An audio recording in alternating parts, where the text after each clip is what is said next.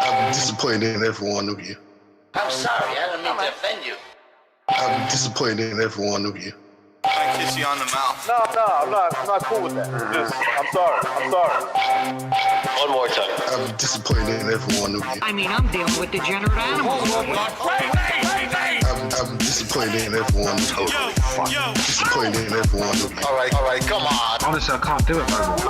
I'm disappointed in every one of you. Let me tell you why. It's gonna be all right, Nicky. Go ahead, shoot. You just killed a fucking man.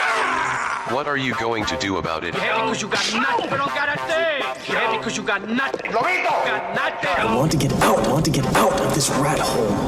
I want to get online. I need BDA boxing.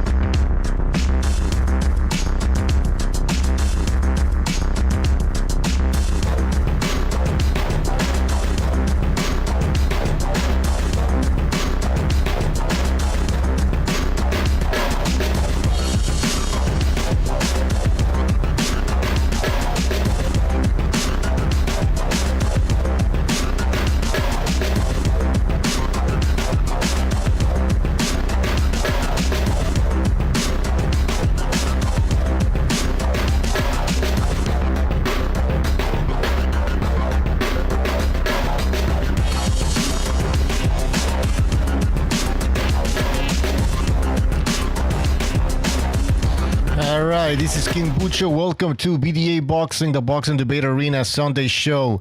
We had no fights of interest yesterday night, so that's it. We're going to start talking about Josh Taylor versus Teofimo Lopez for the lineal super lightweight championship of the world. So we're going to be discussing this fight, obviously. We're going to be taking some phone calls. Mr. BDA told me that there will be a Renaissance show right after this. If you don't know what the second Renaissance is, it's we have another channel on Rumble where we talk about everything and anything. It's a live stream, obviously, and he will be opening the phone lines for that show as well, I think. So stay tuned for the second Renaissance. We'll talk about, again, the paranormal, politics. You know what it is. It's a great show. All right. Oh, wait, did I hear somebody there? Who's there? Oh, we have Chief. Mine's ringing at the same time as I can hear you. What's ringing? Oh, okay. Is it good now? Is it okay? Yeah, it's good now. Thank you. Yeah, I don't know what the hell was happening. All right, just before we get this party started, let's give a shout out to everybody in the chat.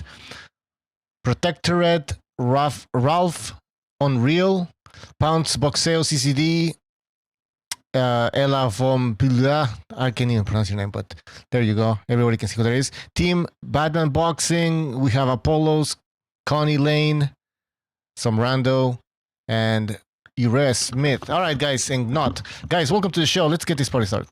All right, Chief. We're going to start talking about the Teofimo Lopez fight. The Josh Taylor fight. What's happening on the 10th of June. So... Yeah, so then my son graduates. Oh, congrats! Thank you.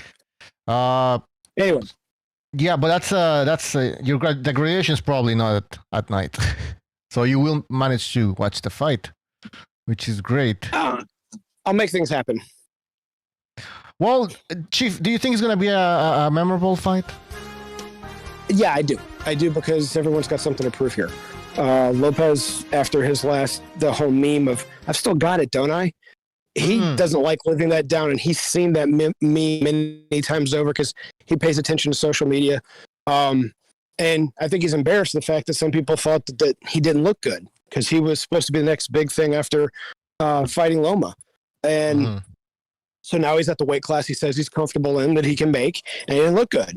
So he's getting a guaranteed title shot against the guy who's still regarded as the pseudo undisputed champion, even though the belts are separated. He's still the man. He's still the main champion of everyone in that division. And this is his chance to prove that he belongs with the big boys in the division.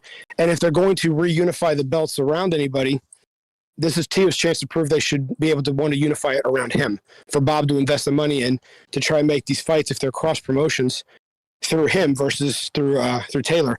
And Taylor's still got that Catterall stigma over him. I mean, whether he thinks he won or lost, whether he likes the way he looked or not, this is his chance for him to prove the fact that maybe he had a bad camp and couldn't make weight. Maybe it was just the opponent that makes him look bad.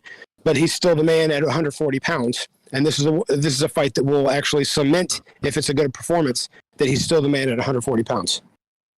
Right. Now, Taylor said that he didn't train properly for that Catterall fight. That's his, I guess, explanation. Well, that can mean anything from he didn't set his diet right to where he was drained from making weight, or he didn't study his opponent enough to know what he was going to bring to the table, so he tried to wing it. And not training properly, you're right, it's an excuse, because professionals should do their job and due diligence. But those of us that have watched his career, just to me, sounds like he saw a guy with not a lot of knockouts, not a lot of power. I don't think I need to worry about the guy. I should be able to impose my will. And when it didn't happen, because he didn't study his opponent, he had to go grasping at straws throughout the fight for a performance that some people thought he lost. Right. I mean, I think that's what happened. I think he underestimated his opponent. By the way, one foot out the door. Thank you for resubscribing to the membership program. He says the takeover, the square circle, or the loony bin. Yeah. I think. I mean, if Teofimo Lopez loses this fight, Chief, how big of a blow is this for his career? It's pretty. I mean, he's young, so there's ways 25. To come back. I don't know yeah. Right, but I don't know if you guys remember Charles Murray, I believe, in the junior welterweight division in the 90s. He won the IBF, lost to Jake Rodriguez, got knocked off for a little bit, then worked his way back up in the rankings and had a decent close to a career. It's possible. It's boxing. It's possible to come back, but to be a major player in this here today, gone tomorrow, the longer you're undefeated, the better you are mentality. Mm-hmm. If this loss comes into play, this is technically, I mean, he lost to Kambosos, who's been exposed to not being that great of a fighter, had a questionable decision not too long ago. If he loses this fight, it's definitely going to look like he may have just been a flash in the pan. Like Exactly. Because, in my opinion, if he would have lost to, instead of Kambosos, let's say he would have lost a close fight against Tank Davis or Devin Haney or Shakur, it could have been forgiven. Like, people could have, well, he put on a close fight. Maybe 135 wasn't his weight class. Now he's moving up. But the fact that he lost to Kambosos is where like, okay, now you really have to prove to us that you are the real deal, because you lost to a guy like Kambosos. Yeah. I'm sorry, I didn't mean to interrupt, but then in his game, what was supposed to be the gimme fight to launch him into 140 pounds, saying, okay, I did my thing there. We knew I was having trouble making weight. It didn't work out. I didn't close my career there very well, but here I am. It didn't happen. This big firework that was supposed to explode him into the next weight class was a fizzle and a dud. So, and he's not known for distance fight. And to me, I think he's going to end up being a lot like Danny Garcia. He had really good power at 135. Everything else from here on out, he's got quick reactions, quick reflexes. He can pot shot, but he's going to have to put his work together, let his hands go more, and change his approach and how he fights, because these bigger guys are going to take his punches better, and he's going to have to put the work in to get these fights. And if he doesn't realize that now, and his dad's not telling him, this could be the I won't say the end, but the end of where he could be and should be in the boxing world might be drastically reduced, because on and off performances. He'll have to have the right opponent. If he doesn't he'll have to be matched carefully. If he doesn't start to learn to augment the style. I know he's only 25. Most guys usually have to change their style till they hit their late 20s, early 30s. But he doesn't have that same reflexive knockout, pot shot, one shot power at 140. These guys are bigger, they're stronger, and some of them are coming down from 154 pounds to make 140. They're bigger guys. He's going to have to work harder. He's going to have to put the work in. And if he doesn't, then his career is going to have all sorts of it may be a fun ride, but it may not be a marketable ride for him. Well, you were talking about his coming out party at 140. Like, it didn't go the way he wanted. I mean, it turned into, do I still got it? Yeah. It's like, what does that tell you, man? It's supposed to be a knockout sensation. You should be asking that at 25. Yeah. No, Exactly. not at 25. 25, you shouldn't be asking, do I still have it? Fuck, If you're no. asking that question, what's wrong? What are you doing wrong? What are you not taking seriously? Evaluate your career. Come up with a solid answer and a plan because, again, boxing's here today, gone tomorrow. We're looking to replace people on the pound-for-pound list all the time due to activity alone, let alone someone else that's actually chomping at the bit like Fulton and guys like that are actually trying to make a name for themselves, and they're about your age or younger, and they don't get as much attention because the lower weight guys, they want it to be in that spot. So if you're already there, what are you going to do to convince everyone you still need to belong there? And so far, it doesn't seem like he's done that. He's lost to Kambosos. He had a controversial fight. He got a gift title shot because he didn't really earn this one. And it's against a high-profile guy. He needs to make it. Now, if he loses in a good way, meaning if it's a war and he just comes up short and maybe a late-round knockout, but he gave everything he had, we got to remember the fact, this is Josh Taylor. This is not a slouch. Josh Taylor may not be the best pound-for-pound fighter in the world and the greatest thing since sliced bread, but he's big, strong, and powerful for this weight, and he's very tough.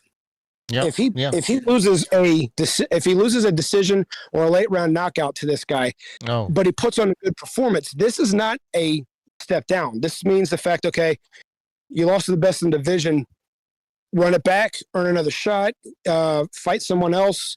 See if you can get a shot against Rolly or that Puerto Rican kid, I can't remember, Matias, get something going to try and get yourself back going. That's something to build on, but he can't just lose this fight like he has against Kambosos and what some people thought was his last fight was a loss. If he looks like that, he can rebuild, but it's going to take time. If he bounces back with a good performance, win or lose, then he's still where he needs to be. Because remember, again, this is Josh Taylor. He still gets criticism. He will still get a lot of criticism if he loses a fight, no matter what type of performance he puts on. Because he's supposed to be the takeover. He was supposed to be until he lost to Kambosos, but the bottom line is a loss to the best fighter of your era in that division isn't. Zab Judah still had a career. He lost to Kostiazou by embarrassing second round one-punch knockout. So, but he still had a solid career. Yeah, but he was undefeated back then, though. He was still undefeated, though. I mean, that was. But he came back. He came back to win the WBO.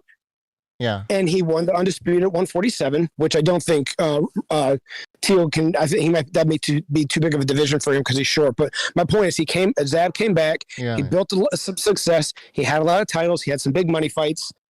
He had a lot of success throughout his career, even though he had an extremely embarrassing loss on his record. So. But Teal can do this, but Chief, you got to be impressive. Correct me if I'm wrong, because I don't remember maybe. But after Zab Judah lost to Kostiazou, and from that point to where he won the undisputed welterweight title, how long was that though? It was a long. That's a good question. I don't remember the time. So he lost in, I think, around 2001, if memory serves, and 2006. About that. So, but he still had other titles in between though. He won the WBO at junior welterweight. He kind of rebuilt, yes, but he rebuilt in a successful manner. He's a hot and cold performer at sometimes too. Yeah. So, point being, I'm just drawing the analogy. I'm not drawing the total analogy of being just like Zab Judah. It's just that Zab lost. He was high profile. He was high knockout. He was high excitement. He was high reflexes. Everything that Teo is. Lost in a fight that most people thought he should have won. Most people thought that Teo was going to walk through Kambosos. Didn't happen. Came back and had a successful career after putting some stuff back together. It's possible, but he doesn't need to. And he lost to the best fighter Judah did, and the best fighter of his era at that weight class. So it's possible because Josh Taylor is that guy right now. But the bottom line is he would rather not have to go through that. He should take this more seriously. Send Josh Taylor back into 147 with a loss on his record. And then he's rebounded and he's back in the glory days, and then he gets to call the shots because even though there's other belts out there, he'll have Loma and Josh Taylor under his belt. He'll be able to call a lot of shots at that weight class if he wins. If he wins, exactly. Hey, by the way, if Taylor wins this fight, how much credit do you give him? Where do you rank? Like how many spots does he move up in the pound for pound list? Kind of depends on how he wins. If he completely dominates this, and whether it's a Zab Judah situation or whether he goes in there and just puts an absolute beating, takes all to like what Chavez did to Evan Rosario. Rosario, and like what Barrera did to Morales. Yeah, you were landing good right hands and everything else like that, but I'm walking through them and I'm still punishing you. And if it's that kind of a fight where it should be a war, except for Taylor's just owning too much of it, then I would say high profile fight, nice comeback fight over a significant opponent. I would say that I would have to reevaluate where the pound for pound list to see if it warrants him moving up. But I think I already have him right around the top 5, and it would solidify him staying in the top 5. Okay. Yeah, there's a lot of other names right there that I don't think you can necessarily like bring them down. No, you're not pushing Inoue and Usyk and Bud, and some people may have Spence up there. You're not going to push them out of the way with a win over Lopez. But you can, if you're the guy right behind all of them and you win this fight, you're going to solidify the fact that Haney and Shakur and stuff like that need to fight each other before they're going to pass you. I'm the gatekeeper to the top 5. You're going to have to go. You either have to go through me or do something really big to surpass me. All right. By the way, Grim Reaper says he lost to Kostas Tszyu in 2001, yes. Then he lost to Corey Spinks in 2004, then he beat Spinks in 2005. All right, so 3 years between that loss and then 4 years. Not bad, actually. So you're right. Teofimo Lopez can still make a comeback depending on how it goes. I just want to remind people that there's a second Renaissance show right after this. Mr. BDA will be hosting, and he's posting the link in the chat, and I'll be doing the same, so people don't forget that we have that. And it's What's happening. The topic? I have no idea. Mr. BDA is there. Maybe he can tell you. Mr. BDA. I think he told me something about the ancient civilizations or something, because I did the thumbnail. So I think he's going to be talking about that. Ancient civilizations. All right, we have... I'll get my notes out from college. All right. By the way, Popcorn's, that's Jimmy. I don't know why he's now named Popcorn Sutton, and he has a picture of... Oh, I forgot I still had that up. Sorry, man. What the fuck? Why do you have that? That's Popcorn Sutton, man. That's that's a fucking one of the probably the greatest moonshiner of all time. Crazy story. Yeah, no, just a big fan of him. He died recently, but anyways, so Moonshine. Yeah, moonshine. Fucking he died of moonshine? Appalachian boy. No. He died of old age. He's an old hillbilly from the fucking Appalachia who made some of the best moonshine in history. I don't think they like to be called hillbillies, Jimmy. No, they don't. That was actually I know, because I heard I was watching the video, and this guy's like, no, I think the Appalachians, I think they want to be called, I forgot. So I think Appalachians, yeah. I mean, for the most part, yeah. No, the hillbilly was a derogatory term made by the fucking politically elite in New York, mostly by the people in the tribe. Just how it was. They didn't like them, They were the ones who, they dug all the coal, but, drove the Industrial Revolution. And once they didn't need them anymore, they just cast them aside and disparaged them in the paper. Pretty depressing. And then went after them for trying to make the only way they could make money, moonshining. Dumb. It is what it is, my brother. All right, let's get to boxing then. Back to boxing. We have also Gonzalo here. Guys, we're talking about the Josh Taylor versus Teofimo Lopez fight that will be taking place June the 10th at the theater at MSG. The Hulu Theater is called now. And do I still got it? Is what Teofimo Lopez said. Does he still got it, guys? Who wants to go first? Let's go with Jimmy. Does he still got it?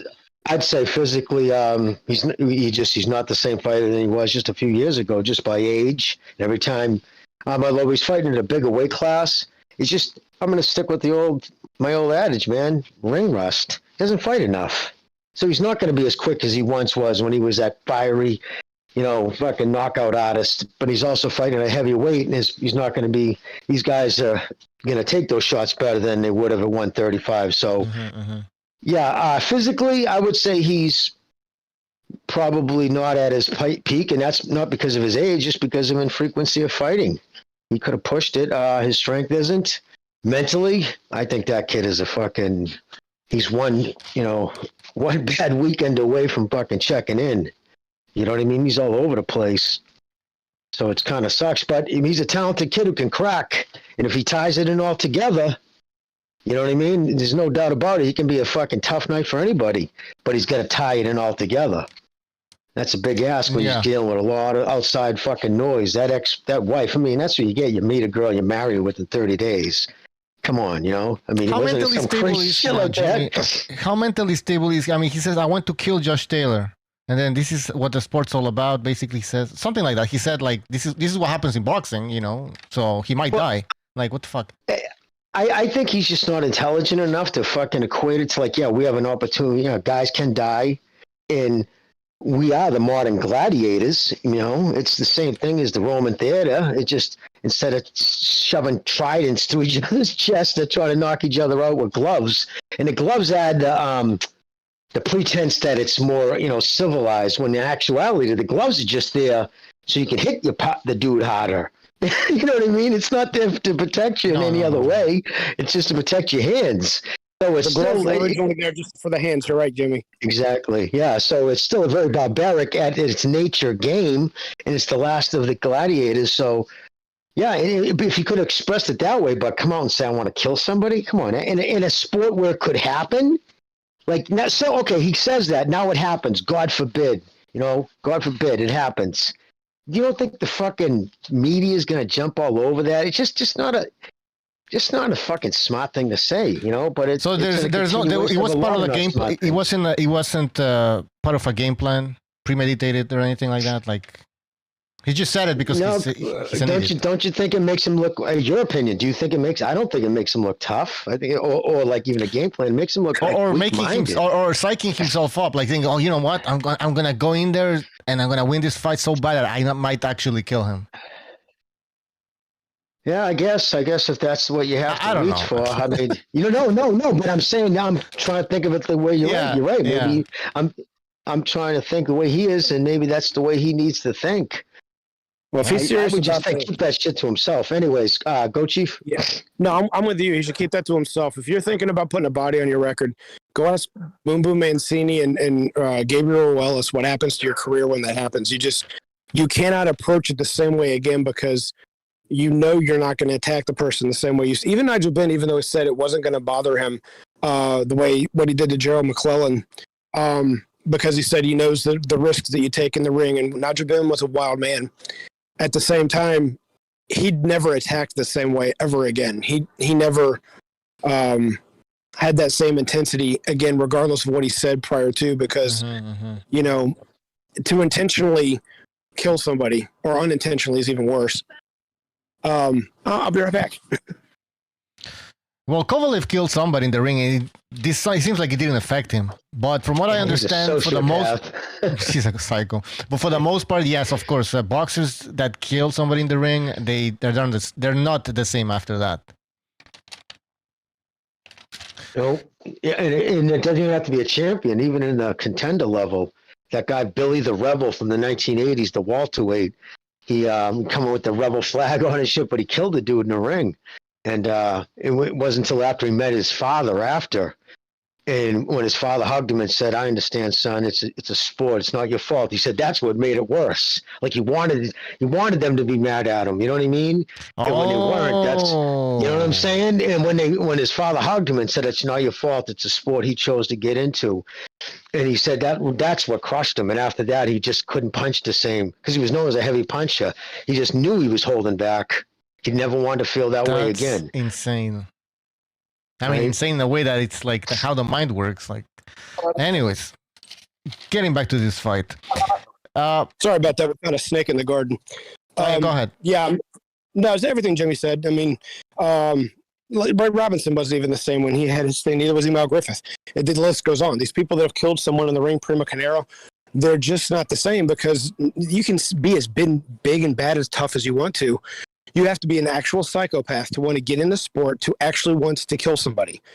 And very few fighters, even though there's something loose in every fighter's head because there's a hole inside of them that something can't fill. Alexis Arguello was a perfect example. Gentleman outside the ring, killer inside the ring, and once boxing was taken away, he could not fill that void that boxing had.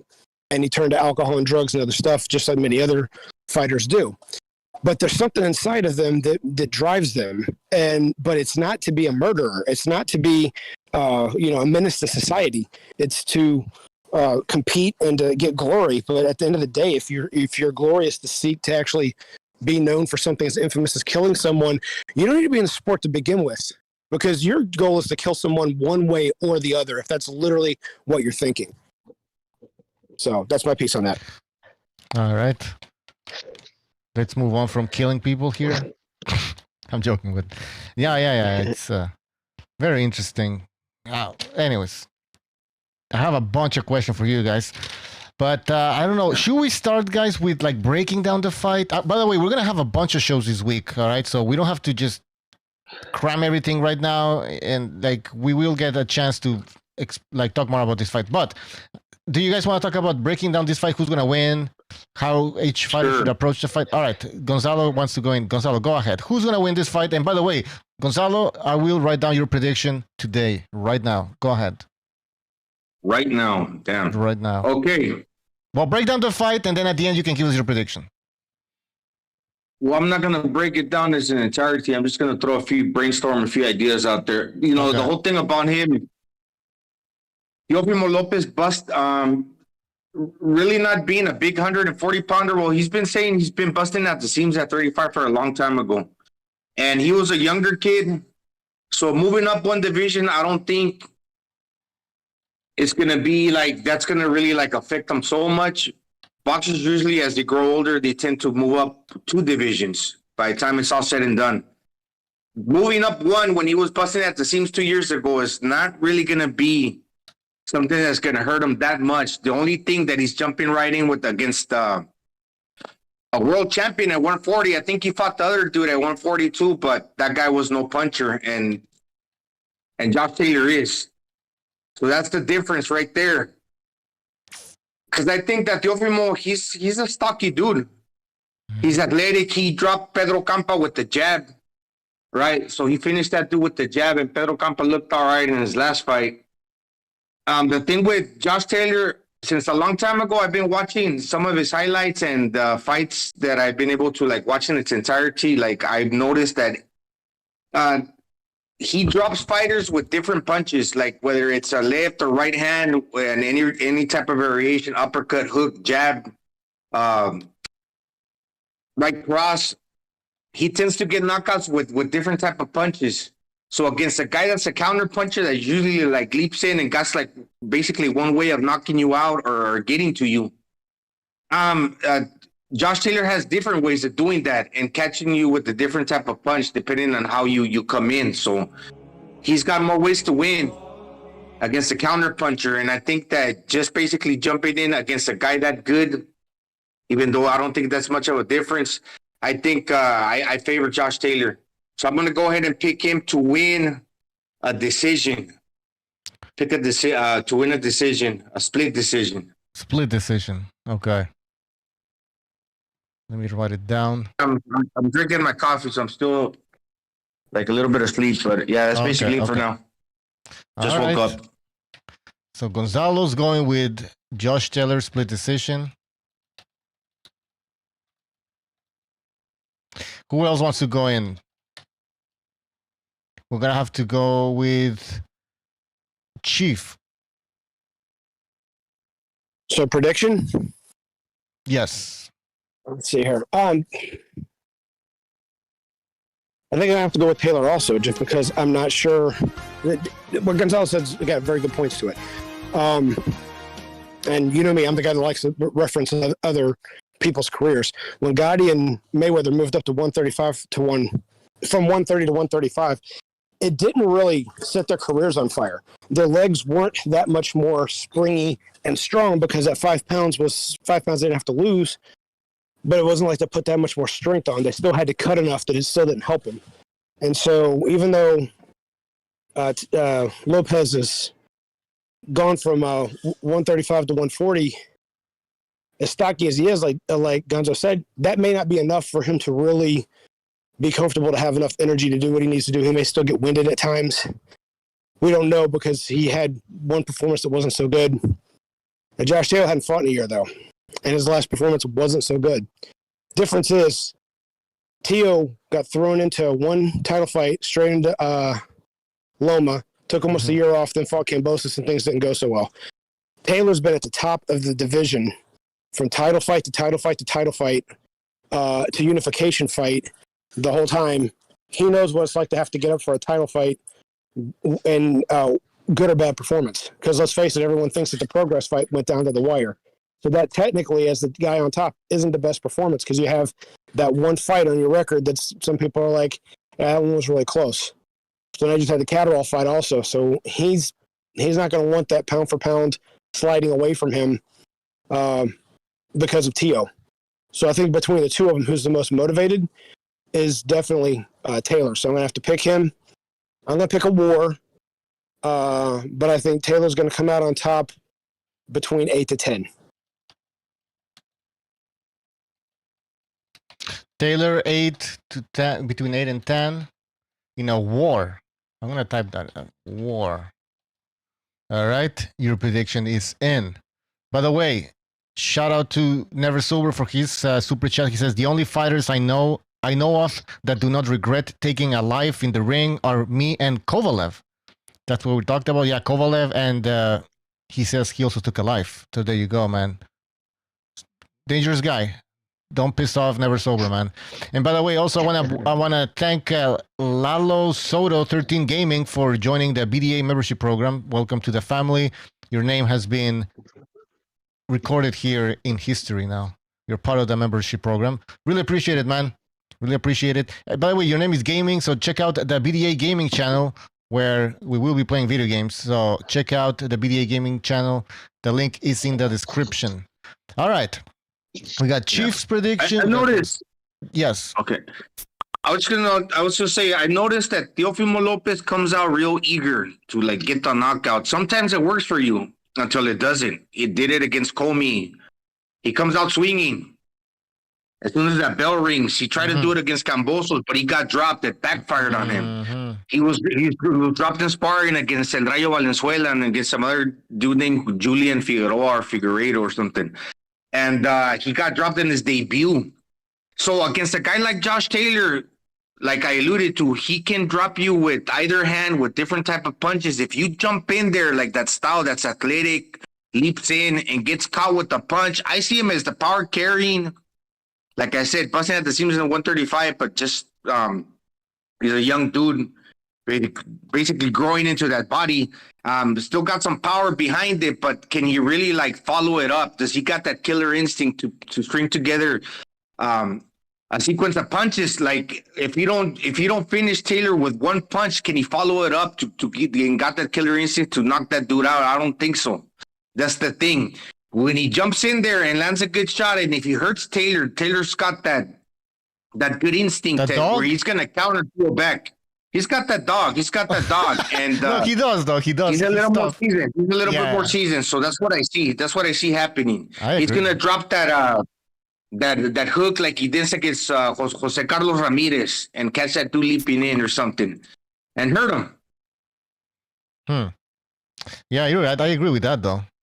He's tougher and Teofimo Lopez, but when it comes to Teofimo Lopez, I do. He has to throw more punches in there against Josh Taylor. I was rewatching Taylor versus Prograis. Prograis did some very good work when he was actually throwing more than one shot, man.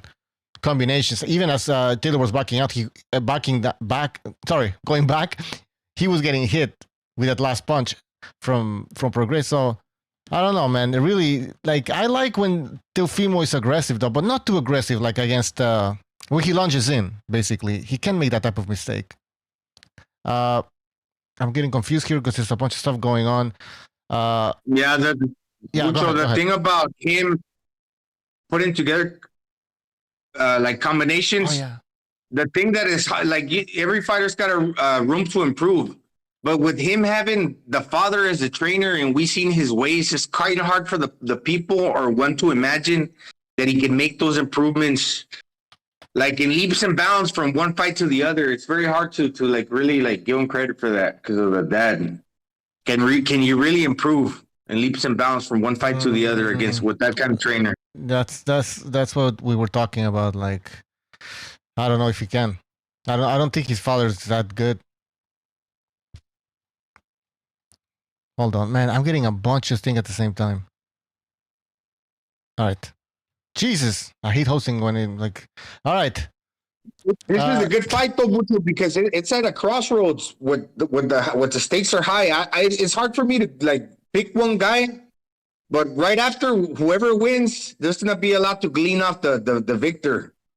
That guy's gonna move on for bigger and better things, while the other guy won't entirely go away. He'll still have like another day to fight and make money. The other guy is gonna be more clear where his career goes after this win. Right now, it's kind of unclear, because they're kind of so evenly matched coming out bad performances.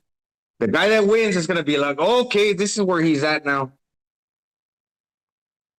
Yeah. Well, we talked about it earlier with Chief. I mean, what the future's going to hold.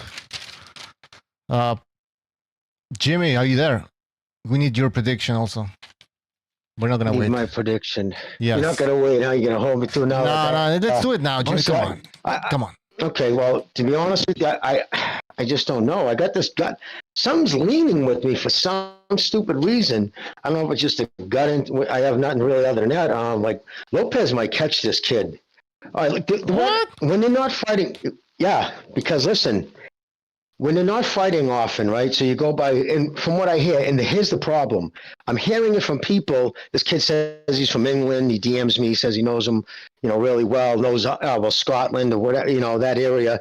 And he says that Taylor loves to bend him back. He says it's not a secret. Everybody knows it, right?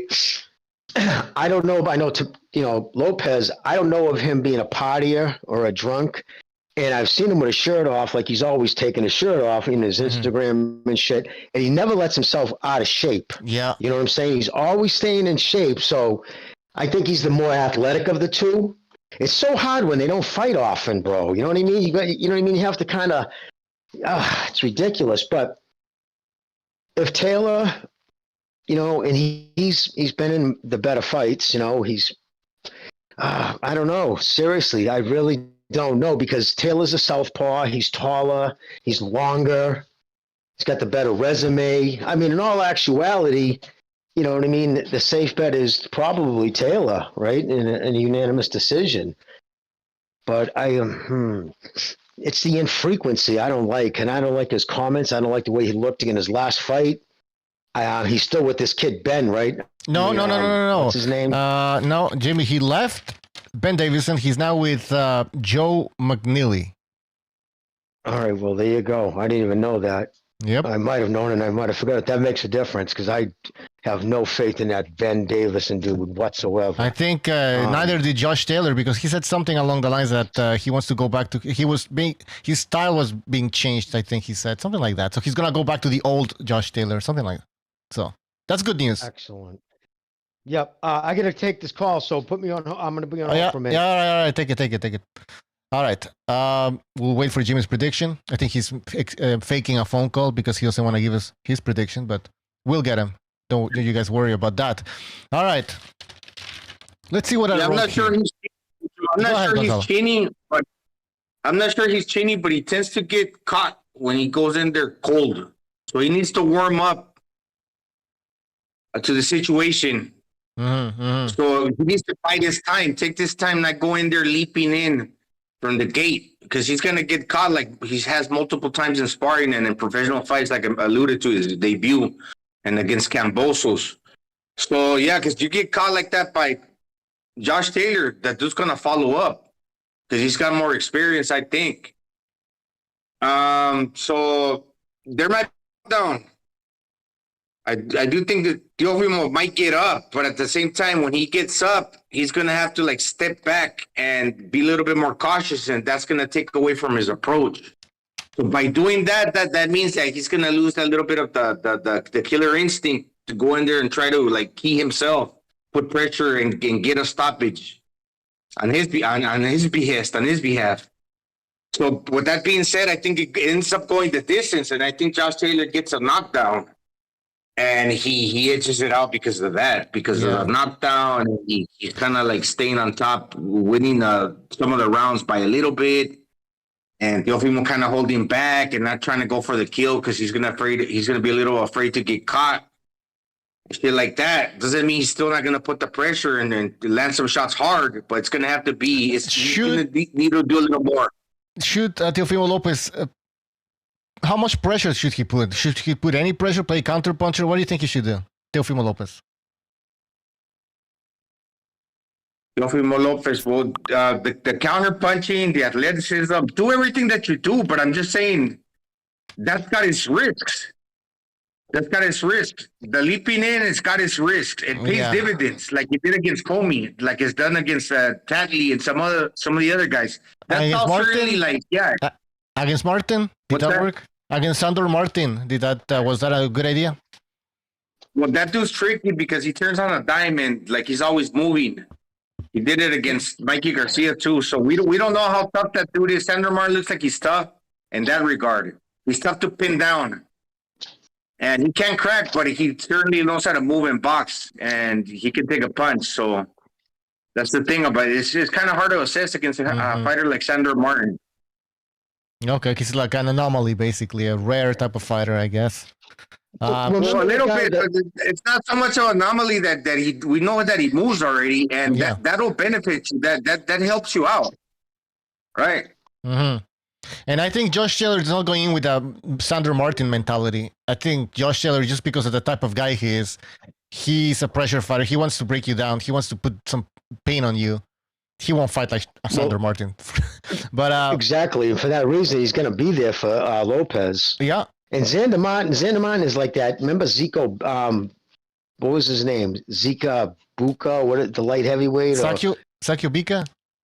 Yeah, remember how like nobody looked good against him? He was just that type of fighter that you're not going to look good against. That's Xander Martin. Like I don't know why he ever took that fight. That was just not a smart thing to do. But Taylor's going to be there. That's the difference between like Lomachenko. He's very hard to pin down, right? To catch off with one, never mind, combination of punches. So he's going from that to Kambosa, who's short and was fast and flat, footed, jumped in and out and just fought the fight of his life. And he had a completely wrong mindset. He was just in there, had no respect for him. I'm just going to take him out. And I believe he punched himself out in the early rounds. That and the shock of getting put on his ass, I think, just put his head in a tailspin. But then he goes on to Xander Martin. I mean, that's just a terrible dude. It's just, this is finally going to be somebody who's just a little taller than him at 5'10". He's at 5'8", right? Yeah, 5'8" and 5'10". As a southpaw, yeah, and he, you know what I mean, punching up just at a little incline, puts a little more sting on your punch, and Taylor's coming forward. It's really going to come down to who trained harder, who wanted it more. This camp is going to win this fight. Whoever trained harder, whoever fucking really busted balls in the gym. Yeah, like both guys are coming out of tough fights, even losses. I mean, you could actually make an argument that Josh Taylor lost that Catterall fight. So they're both coming in with something to prove. No one really has an advantage in terms of their winning streak or anything like that, their performances. So, yep.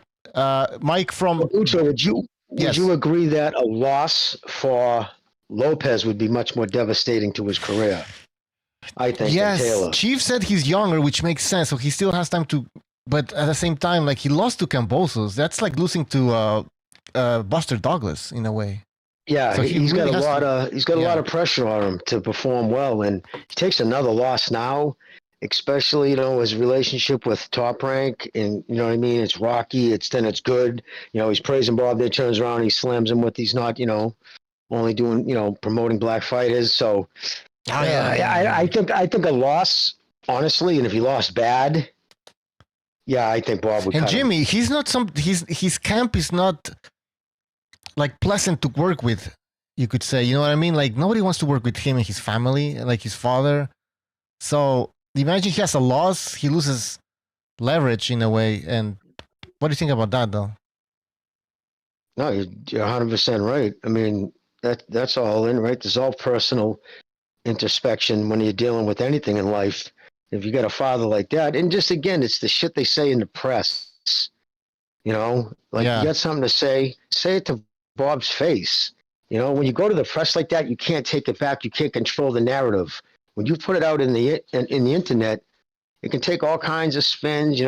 Twitter will get a hold of it and push a narrative, and it just then you're fighting against the narrative and putting yourself in a world of stupidity for no reason. It just Get the fuck off Twitter, dude. Stay the fuck away from social media. He needs somebody to guide that his. shit when Yeah. you get off. Yeah, exactly. He needs somebody like say, put that fucking phone down. Yeah, but You Jimmy, know do what you it think is? his, you think his father's going to do it? No, exactly. He's surrounded by yes men. When you're a professional athlete, right? If you're a thin-skinned dude, and a lot of fighters are thin-skinned, right? You know what I mean? They'll fight with somebody who's got 52 followers in a fucking picture of a fucking pile of shit or an ashtray for a fucking emoji, you know, and he's going to be on there, fuck you, blah, blah, blah. You know, he'll get triggered by him. So why do it? Why put yourself through it? You know that half the shit's going to come in the internet's just going to be nasty. And, you know, some guys will say, I use it to fucking motivate myself. Bullshit. Mm-hmm. He clearly doesn't take that shit well because he responds to it.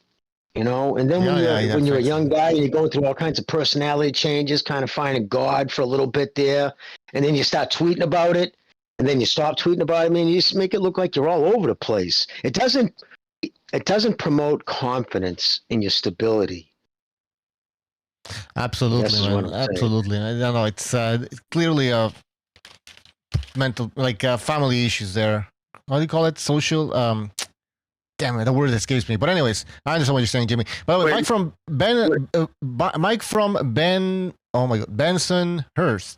He says, I suspect Teofimo Lopez was eating lead paint chips off the wall growing up. That explains it. It would explain a lot. It goes the distance, but Josh Taylor is going to embarrass him. Embarrass him. I'm gonna write that down. Bensonhurst is a section in New York City. Ah, okay, okay. Doesn't know. So yeah. Getting some. I believe he has a chance to hurt. What's his name? Josh Taylor. I seen Taylor. I seen him hurt a few times, in my opinion, by Baranchik. The Victor Posto. I think he rocked him. He's been hurt like 3 times, but he's been able to survive and come back because he got that dog, like you said. And that word's kind of overplayed, but it's true. Because when a fighter gets hurt, he becomes a little bit more dangerous, and he can counter you back. With the intention to hey, get the fuck off me. I'm gonna put a beating on you if you try to knock me out. Well, I'm gonna try to get you. And he's got the ability, Teofimo, to maybe catch Josh Taylor.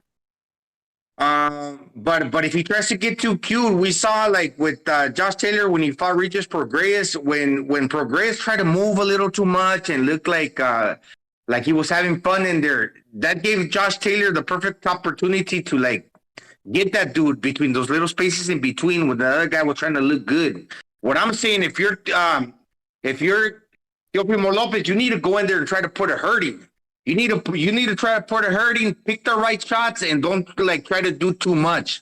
Because when Regis Prograis fought Josh Taylor, when he was getting to Josh Taylor was like by having like picking a certain shot or two and then sticking to that. When Regis Prograis like started trying to do a little too much, he lost the plot. That's what I'm getting at. If you're Teofimo Lopez, don't go in there, even though I know he beat Pedro Campa. But he looked a little too flashy. He tried to look a little too flashy. And against a world champion like Josh Taylor, if you try to do that, he's going to pick those spaces in between your actual activity to bust you up. You can't have like no lull in the action by trying to look cute for the fucking fans. You need to pick the right shots and close the space and go for the kill. Boom, put the pressure and put the hurting. We saw that Catterall by only picking the straight long left.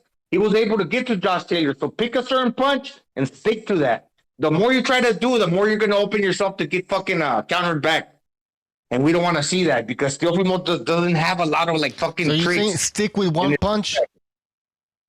Stick with one punch or two, or like a certain way of like, when you fucking go in there and try to put the pressure. You try to do too much, it's too little. Used to like say back in the day, you try to do a little too much. Hey, that opens up the opportunity for the other guy to get you more, and in different ways. Yeah, we shall see. We shall see. Exactly. Yeah, you're saying basically, don't be cute. Don't go out there and try to over-impress. Stick to your basics, what you're good at. This isn't the fight to try to, turn some new, something you're not very good at. Unless in the midst of the fight you see an opening in him that, throwing a change up or making adjustments would work. Other than that, man, stick to your basics. Stick what got you there, what you know you're really good at. You know what I mean? Exactly. That's how I would approach it, because he doesn't have the track record behind him right now. Get back to basics in any sport. You're struggling in football, coach will tell you, man, just fucking play your fucking, run your route, or, just stay your basics, and it'll all come to you. You know what I mean? But if you're not even covering them right, it's not a good time to start trying to, be cute in there. When Regis Prograis was getting to Josh Taylor, he was applying pressure. But as soon as he tried to step a little back and be more of a boxer puncher, like kind of mixing the punching with a little bit of sweepy, bending at the waist, hanging your head on the side, that's where I think that gave the opportunity to Josh Taylor to get in the fight and actually start winning against Prograis. So if you're Teofimo Lopez and you try to do that thing by, hanging your head to the side, bending at the waist a little too much, like that, it's not going to work out for you, because the other guy's got that dog, and in those little spaces in between, he's going to press you and land power punches. You really got to stick to this dude like glue, or pick the right moment to like jump in and out and like protect yourself well. That you're not going to give a lot of openings for Josh Taylor to get you. You got to adapt, because he's got a certain style, and we don't know how that's necessarily going to play out right now. Yeah, but you do a little too much. The leaping in and out. He's got too many tools, man, with both hands to catch you. That's what I'm basically saying. Right? Yeah. I can never overstress the feints, especially when you're fighting somebody who's, if you're orthodox and they're lefty. If you really want to see, if you're not used to it, just, make sure you incorporate the feints, because they start biting at it, you'll see what their first intention is. Because that's when you feint, it's not just it's because, if say a guy's trying to punch over your jab, you know what I mean? Feint the jab, and you'll see that was his reaction. So now you kind of know, a good guy would instantly change his next plan. Like, okay, I'm not going to do that next. You just saw it. Like, so try to implement the feints on him. It's not something you have to practice. A lot of guys just forget to do it.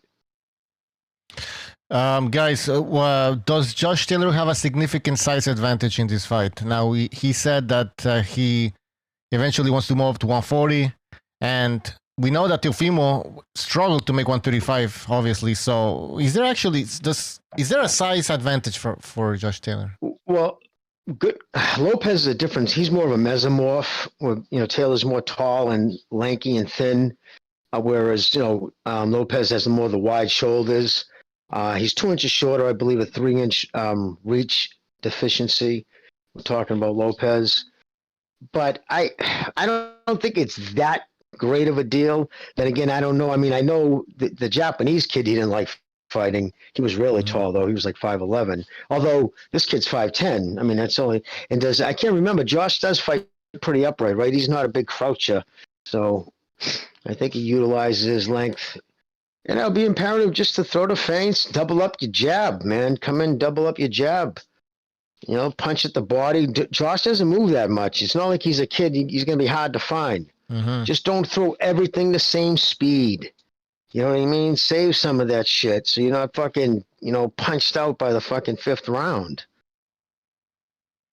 Yeah, I agree. He's talking and know what his father's telling him. It's gonna be like Regis Prograis in there, the size, I think. Regis Prograis is not a huge 40-pounder. Yeah. He's never considered moving up to 47. He's basically the same height and length. You're right. But he's a righty. Same height and length as who? Prograis. I believe Lopez. Regis Prograis. Prograis is the same height and length as who? Lopez. Josh Taylor. No. Josh. Teofimo Lopez. Yeah, and Prograis are the same height. And Prograis. There we go. That's what I was trying to get. Yeah. I was getting confused here. Yeah. By the way, guys, I want to thank Sean Anthony for subscribing to the membership program. Thank you for joining the membership program. Your name shall now be written down in history, and I'm going to do it right now. Go ahead, whoever wants to say something. Well, the size advantage based off of the naturals of like height and reach is definitely Taylor. Question is, what do they both weigh in at? What are they rehydrating to? And that's going to tell you on who really the bigger man is. On if either one of them still belong at 140 or if they both should be moving up to 147. Like I said, there's some fighters that moved up just 5 pounds. 5 pounds wasn't enough for them. They needed to move up a little bit more. And so that will remain to be seen closer to fight night and on this performance. But Teo's obviously got the height and the reach. That is the definition of size. So he definitely has a size advantage. I have the reach numbers here, Chief. Reach for Josh Taylor, 69.5 inches, and the other one, 68 and an inch of difference. Is that a lot? I don't know. Depends on who's know how to use it better. Yep. I've seen an inch, and I don't mean this in like a perverted term, but I've seen an inch make a difference when it comes down to knowing how to use it. When you know how to time it right to where that extra inch and they're throwing at the same time, but you step in with yours, you make it stiff. And again, this all sounds crazy, but anyway, you nail somebody with it and it knocks them off balance. Then the other guy who's got an inch of reach shorter doesn't hit the target. So it depends on who's able to implement it. And I don't remember Taylor being a really excellent jabber. Not to say that he doesn't have a jab, but he's from memory serves, and I haven't watched him fight in a while. He's been more of an uppercut and in your face, square on your shoulders, not using the southpaw advantage stance to his advantage. Like fighting you on the inside kind of guy. And that, if that's the case, the only way the reach matters is how well he'll be able to get leverage on his shots on the inside. Like when Fedora actually uses his height well on the inside and turns those shots and gets that torque on those shots because he's so tall, he's got that leverage like Riddick Bowe used to do. If that's Taylor's game, that could, because he's got a longer reach, he can actually get better leverage on his shots on the inside than Lopez, and Lopez might smother himself. And so there's there's how the reach could still play in his advantage even if he doesn't use it fully extended. Talking about inside fighting and pressure and all that, like, shouldn't Josh Taylor start off fast and strong in order to start maybe breaking down or make Teofimo Lopez question himself again? I mean, he said, "Do I still got it?" Imagine yourself, Teofimo Lopez being in a tough fight. He might start asking himself that shit again. That's a good point. That's the thing. I mean, it works both ways. Teofimo Lopez, he can crack, and he's explosive. And usually, like what we've seen before, that Teofimo, and I don't think it changes a whole lot. He's still dangerous in the beginning. If he leaps in and catches you with something good, he's gonna hurt you. But it works both ways for Teofimo too. You can get caught cold if you don't warm up to the situation. You're a counter puncher already, so you don't throw a lot of punches. And in the feel-out rounds, if you ain't landing because your timing is off, if you ain't got that shit down early, you're going to miss, dude. And that gives Taylor an opportunity to counter. So, but at the same time, if you're Taylor, you don't want to go rushing in there and getting too over, like, zealous, trying to finish Teofimo, assuming, I got to start real fast. Because Teofimo's still going to be dangerous early if he catches you. So I think Lopez should warm up to the situation. And I do agree, Taylor he's got the opportunity to win some of the early rounds, but he needs to be, like, kind of careful. Doesn't mean still not press, like you said. But just don't go in there, like, fucking rushing in, like, too much. No. Yeah, he definitely doesn't want to be caught on the inside. He doesn't want to be, like, getting crowded. Get his back off the, ropes. Just keep moving. He's the more athletic of the two, without a doubt. Just in the way he moves, his natural athleticism. So, again, use that to your advantage. I definitely agree with that. As far as all the way up till we say then he can crack. And I'm not saying that he can't anymore, but Wilfredo Gomez, 122 to 126, 4 pounds, couldn't punch again. Some people don't carry that weight to another weight class. I mean, that punch to another weight class. We have yet to see if Teo does. And he did in his last fight. Or not to the same effect that he had at lightweight anyway. Exactly. That was what I wrote here. How big is Lopez's power at 140? That was the big question, and Chief brought it up. It's true. I mean, a lot of boxers, they lose their power. I remember De La Hoya, even after he moved to 147, he might have dropped some fighters or stopped lesser opponents, but when he came to big fights, he wasn't stopping them. He went to distance with all of them. Mosley and Corte, Trinidad. And Trinidad, some people thought had a shaky chin. Yet it didn't look that way against De La Hoya. He got caught. Yeah, I mean, Trinidad was dropped by before that against Pernell Whitaker. Pernell Whitaker dropped him. I remember. Stepped on his foot. Okay. That was called slip. But he was dropped by less fighters than De La Hoya. Obakar dropped him. Yorba Campus dropped him. Stevens dropped him. So they've been dropped a couple times at 147, and these are lesser fighters than punchers than De La Hoya. And De La Hoya may not have tried to drop him. He may have just been putting sting and not mustard on his shots, but he never staggered him. So should Lopez establish his power early, like establish himself as a power, like throw a hard fucking shot there, make Taylor understand that what, I do have power at 140, because I think that's the real question. I would do it, but I'd do it in combinations. I would make sure I did it not just pot like you did at 135, because you have not shown the fact you can do that at 140, that you can throw one big power shot and knock a person down and or out. So I would do it in combination punches, a la Danny Garcia. I noticed that he stopped Pedro Campa with the jab. And it was kind of like in and out, so he got momentum. He put his body weight behind it. It was like a push jab. He got his body behind it. And, okay, at 40, like at 35, he was dropping these fools with one punch. Yeah, man, going up in weight, like when you hit a bigger object, sometimes these dudes won't move. It's hard to move them. It's like hitting a heavy bag. It's like when you grab two rocks that are like the same weight and you throw them against each other, like it's like you're playing fucking marbles. The bigger rock's gonna push the smaller rock out of the way.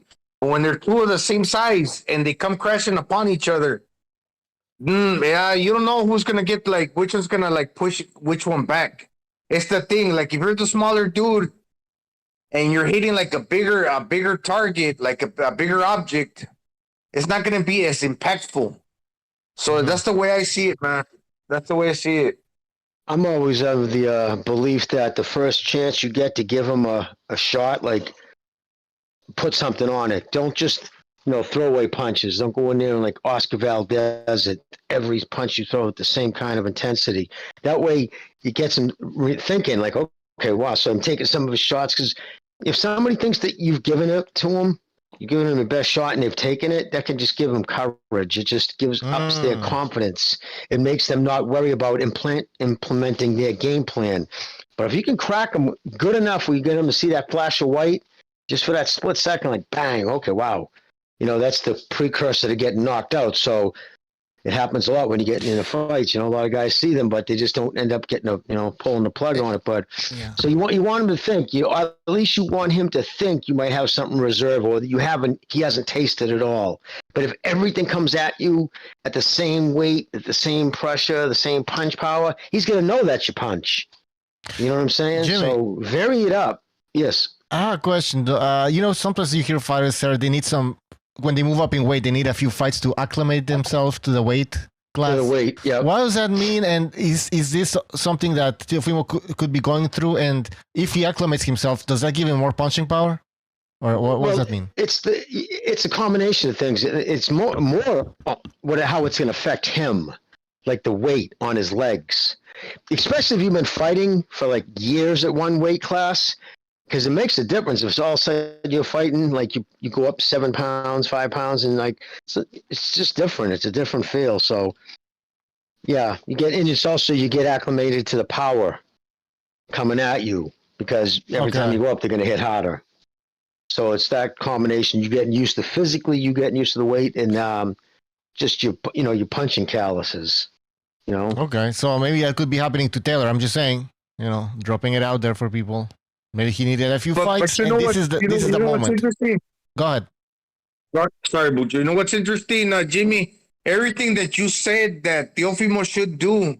No, I agree. That's what he should do too. But a lot of times, that's what's been happening to Teofimo.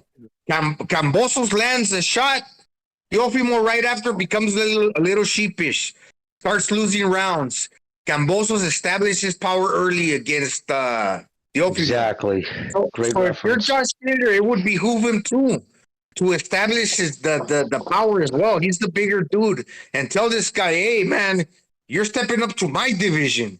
You try to come after me with that knockout power that you dropped these guys in the past, like Omi and Tatley. you're fucking gonna run into a brick wall. So be careful, because that's been happening to Teofimo at the lower weight. He becomes sheepish when he gets caught with a good punch. So I would encourage Taylor to do the same as well. Try to establish himself. All right. Guys, we have a comment from Recognize the Matrix. Shout out to Recognize the Matrix. He says, Las Vegas is giving Teofimo Lopez a good chance, so I give him a good chance on the cards. All right. Of course, he's American. What's the Vegas odds right now? Does anybody know? I've actually here it says Josh Taylor is under 175. He's a 1.75 favorite, and Lopez is over 135, 1.35. It's very close, man. Very close. I mean, Josh Taylor, you could say he's a 2-1 favorite, almost. Yeah, it's like with Teofimo, there's a pattern, and I don't think too much of the Sandor Martin fight, but usually it's hit or miss. So it's one good performance, but he follows it up with one that's not so good. So he's on and off. So this time around, it would be one of those where he's most likely is going to show up. Yeah, I think so. I think he's gonna. I mean, I think both of them will show up, though. They have to. They just have to. I do believe that Taylor took Catterall lightly, and when it comes to Teofimo Lopez, I think he needs this type of big fights. He did step up for the Lomachenko fight, in my opinion. I don't think there's any doubt about that. So this is a big fight, and there's a lot to lose. A lot, even for Josh Taylor, in my opinion.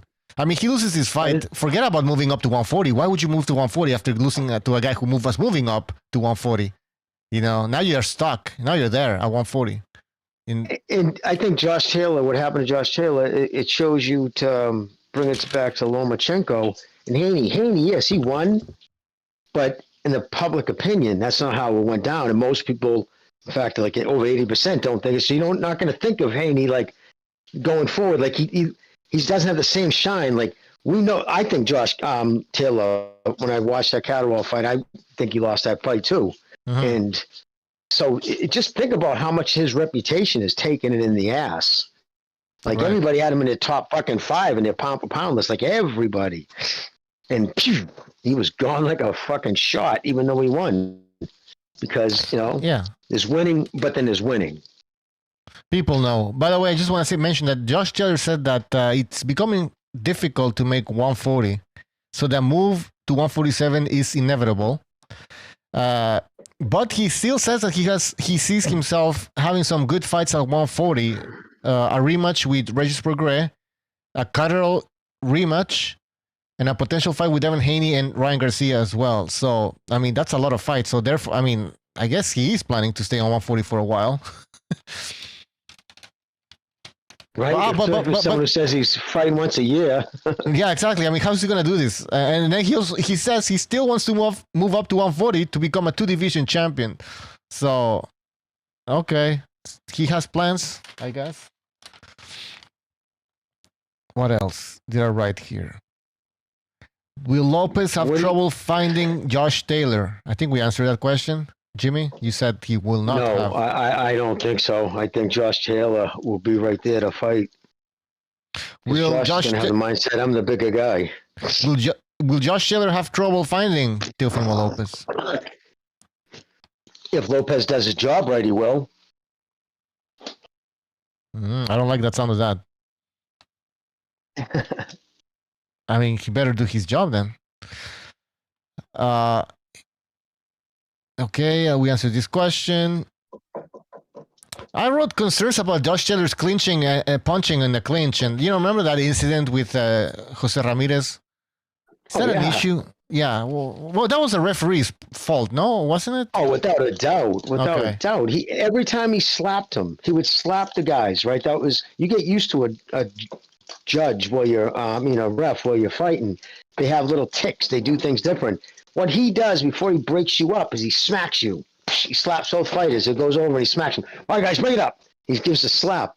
He did that. Ramirez, reacting to him being slapped, relaxed. Like, you know what I mean? Again, protect yourself all the time. I understand that. But It's human nature to stimuli of what's, when you're not really thinking, you're responding, and you get slapped. Okay, he's breaking us up. So you go to step back, and Josh boom, catches him. But that's why right away, remember the ref, Bubble Butt, he fucking popped his hands up like, made that face like, oh shit, what did I do? Like, you know what I mean? Because he knew. I don't like when referees are touching the fighters.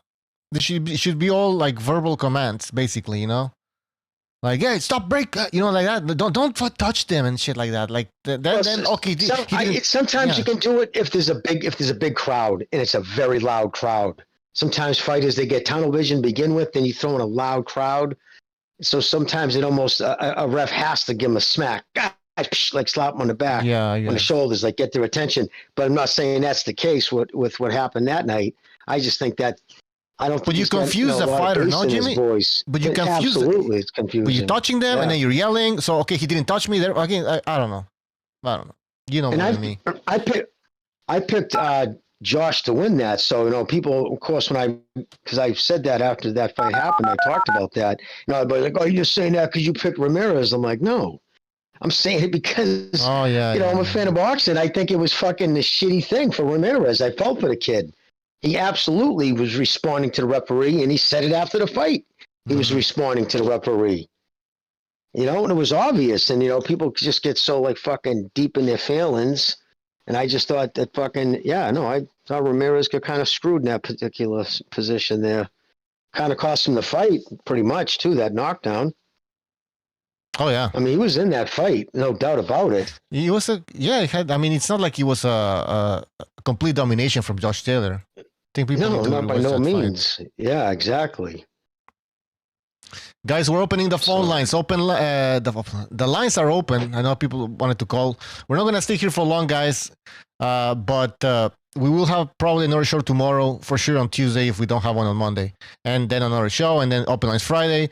So, guys, we're going to be taking a lot of phone calls later on. But right now, phone lines are open. If you want to call in, you're free to do so. Jimmy, you will not escape the prediction time, whatever you call it. Give us your prediction, Jimmy. Well, I mean, I always make a prediction, but I like to usually wait to see what they look like on weigh-in. Okay, we'll wait, Jimmy. So, do you want I'll make one now. Wait, come on, Jimmy. Are you saying you need to see them at the weigh-in? Yeah, I need to see what Josh looks like too, because it's been a while since he got down to 140. If he looks all ashy and shit, and again, I wish I knew more about their person, like who was partying more and who took their camp serious. Like they have that little edge to find. Well, Jimmy, Josh Taylor, Jimmy, do you know that Josh Taylor? He says that the reason why he had that close fight with Cotterell was because he didn't have a good training camp. What does that tell you? Like, what does that mean? Like, what? So I didn't train properly? Didn't take him serious. Yeah, didn't take him serious. Didn't take his opponent serious. And dude, you've worked out. I don't care whether you're training for a fight or you're just training to fucking feel good about yourself. But you know what I mean? Like, if you gave you a workout, if you've mailed in a workout, just gone through the motions at the gym, whether it's lifting weights or fucking punching a bag. Mm-hmm. You know the difference. Everybody knows the difference of a fucking good workout. When you're on top shape, man, everything just flows, man. Exactly. And it's different. It's you take some time off, you go back, and you're like, what the fuck? No, for sure. But I don't know. For a professional boxer like Josh Taylor, his level, not to take a guy seriously, it's a pretty bad. Well, serious, like you're not outwardly saying it, but just emotionally, you're thinking, yeah, I got this kid. I'm a fucking unified champion. Right. Start reading your own press. You start thinking you're better than you are, and you just kind of mail it in that way. You might look like you're training hard, but you know that you're not training hard. I think Ryan Garcia proved it to all of us. I think that training camp he had, now you come to find out that he was fucking leaving early, it was all he knows what's going on. Goes to show you. I mean, if he would have trained better, who knows? He took that body shot not well because he didn't train good enough. Mm-hmm. His abs and everything. So it's, and now the shit that's coming out of his mouth going after Oscar. I haven't talked about that. We haven't talked about that. Shit coming out of that kid's mouth is just ridiculous. Blaming Oscar and shit. Yeah, no, that guy's losing his mind. Leaving him out to Yeah, I gotta blame him on that one. Because we Oscar saw was when public, he's changing brother, remember? trainers. He's changing trainers like all the time. And I'm not saying that, okay, do whatever the fuck you want, but that's an indication that the dude's all over the place when it comes to like changing his mind. So we know that now he's blaming Oscar, just like he changes trainers. He's like changing his mind. So we can't take everything that he says. Like, Just read their Twitter thread, Gonzalo. he's a little Just in his flippant. responses, Man. He's a little flippant. And of course, because you, as Oscar, you can't really get into it with them. You're going to like kind of throw zingers back, but not too much. Whereas Garcia doesn't care. He's just going to say what he wants. But like Oscar, what he said was the truth. Don't blame me. That's your manager. Remember, he said, I don't care. What was one of the first public things he said? He wanted to write, I don't care. I'm not letting Golden Boy or Oscar prevent this fight from happening. So you just cut the fucking nuts right off your trainer or your handler right there. And then there's Oscar on multiple occasions saying, I don't think it's a good idea. Personally, I'd like to see him have another fight. Personally, I'd like to see him have at least one warm-up. He was saying that. So you got to understand, if Oscar's saying that publicly, what do you think he's saying to Garcia? I don't know, man. This ain't fucking. I personally, I wouldn't do this. We should have another show on this, actually. Maybe. I don't want to believe it, man. I didn't want to believe it because it goes with the times, and this ain't my generation. Like I'm not a young dude, but like these fucking kids with technology, the way they're growing up, especially a guy like that has a lot of popularity, like Ryan. This shit affects him, man. This is fucking TikTok, the YouTube, the Instagram. Yeah. This shit's robbing his brain from his fucking training. Yeah, because he's not that guy like that, man. It's these kids. Because they're all fucked up in the head, man. Gonzalo, that social media, man, you could, because doing. before in the past there was criticism, but there was no way for them to know that full extent of that criticism, right? So now, because of social media, instantly they can find out like what people think about them, and so you know what is? I would suggest these fighters to just stay off social media if they're gonna be affected that much by it. But of course, he's not gonna do it. That's Like Gonzalo right. said, yeah, That's right. And I get it a little bit, dude. I got my little fucking Cobra bag, my punching bag, and sometimes I'm gonna put the camera and record myself doing like these little training sessions. Imagine being a professional fighter, a young dude.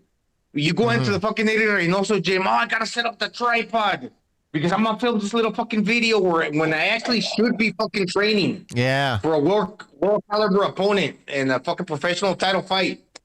This is not the way you do things. Go back to the old school ways. Like you were saying, Bucho, it's true. It's false affirmation.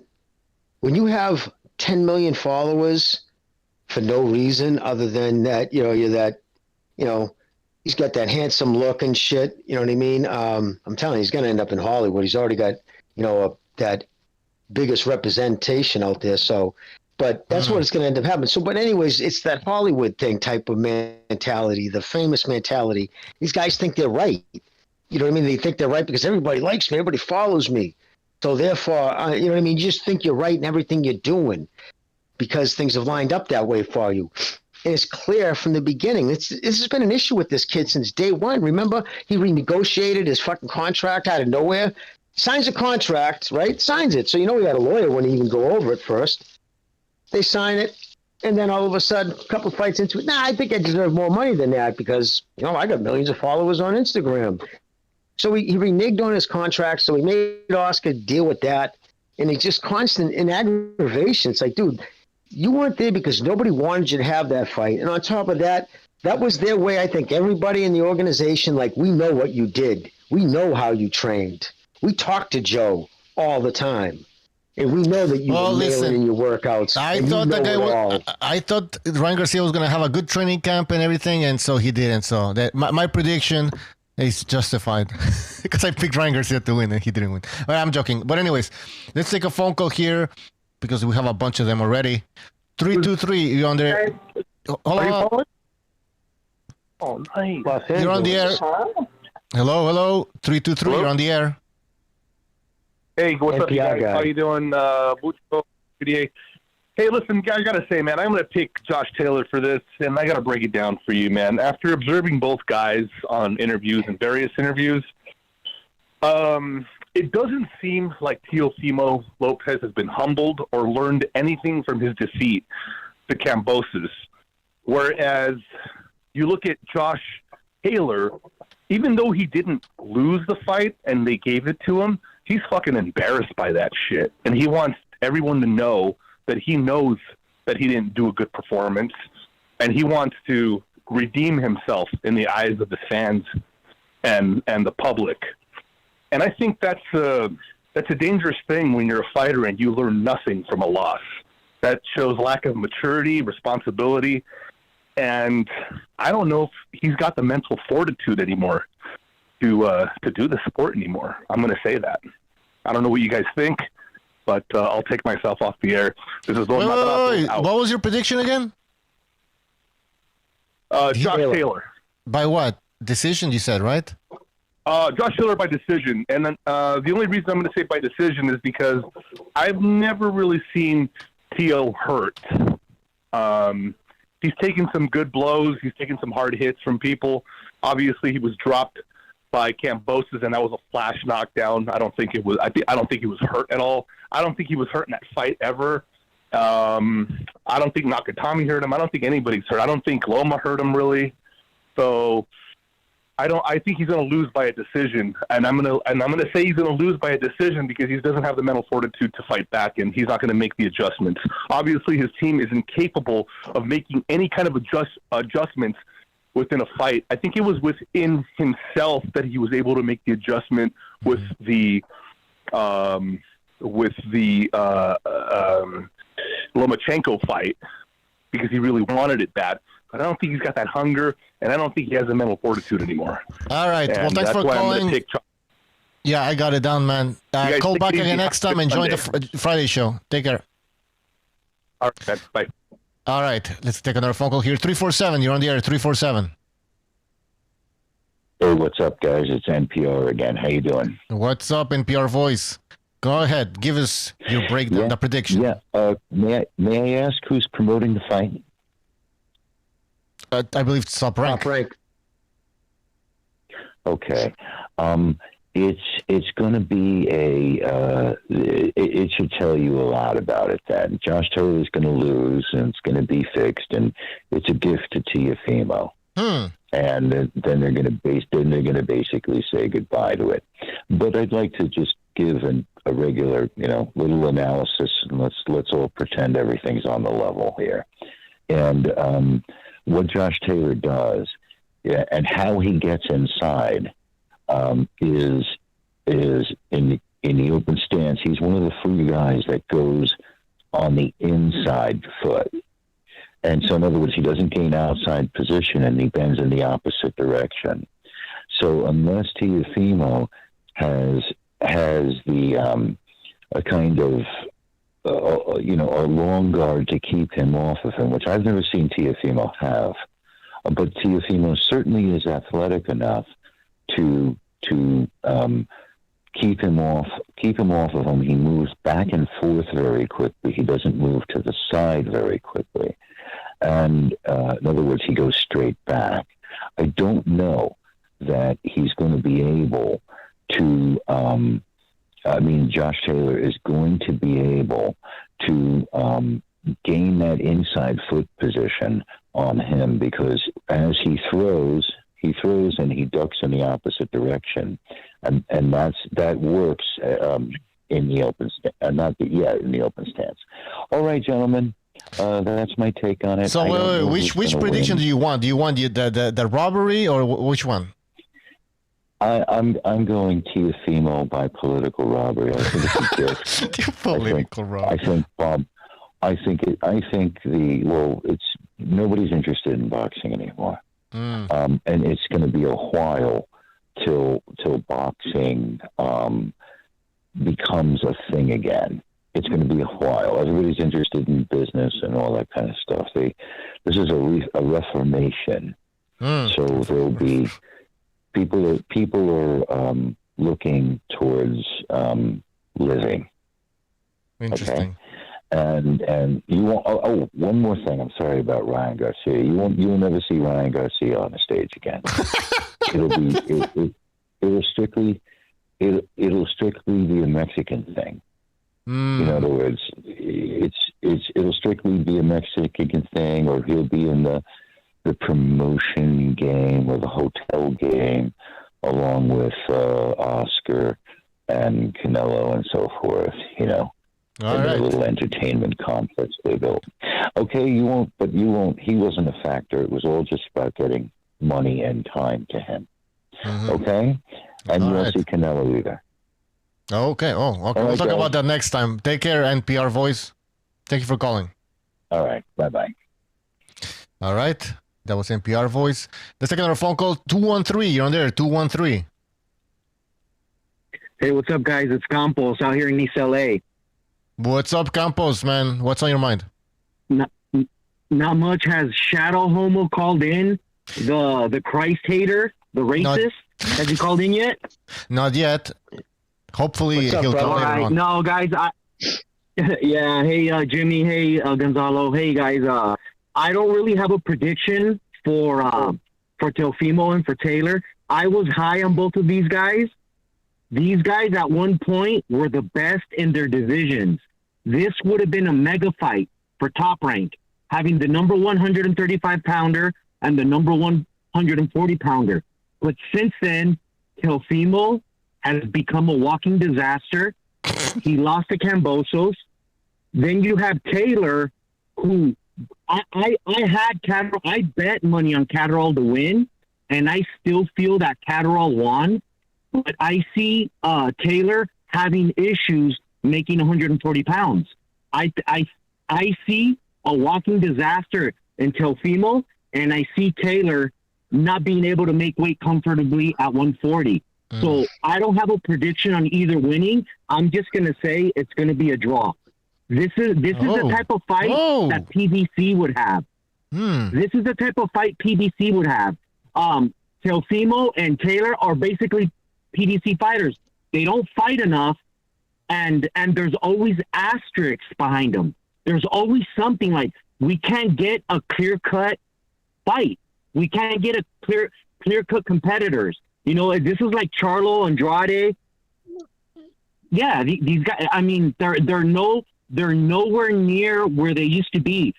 Taylor, the guy that fought Prograis, he's not that guy anymore. Yeah, and Teofimo, the guy that beat Teofimo, the guy that beat Lomachenko, he's not that guy anymore. It's a crossroads fight. I'm watching it. I'm paying attention to it. But really, in my opinion, the winner isn't still going to go anywhere. If Taylor wins, what's he going to do? If Teofimo wins, I'm being pessimistic, but these guys, Taylor's not the same guy. And Teofimo, even though he's young, his dad's right there. Are you being too harsh on Josh Taylor? Josh Taylor had one bad fight. Is that enough? Are you being too harsh on Josh Taylor? I just don't think he can be competitive at 140 anymore. I don't think, and at 147, I don't think he has enough to compete with the couple of guys that are at 147. I just don't see it. I hope I'm wrong.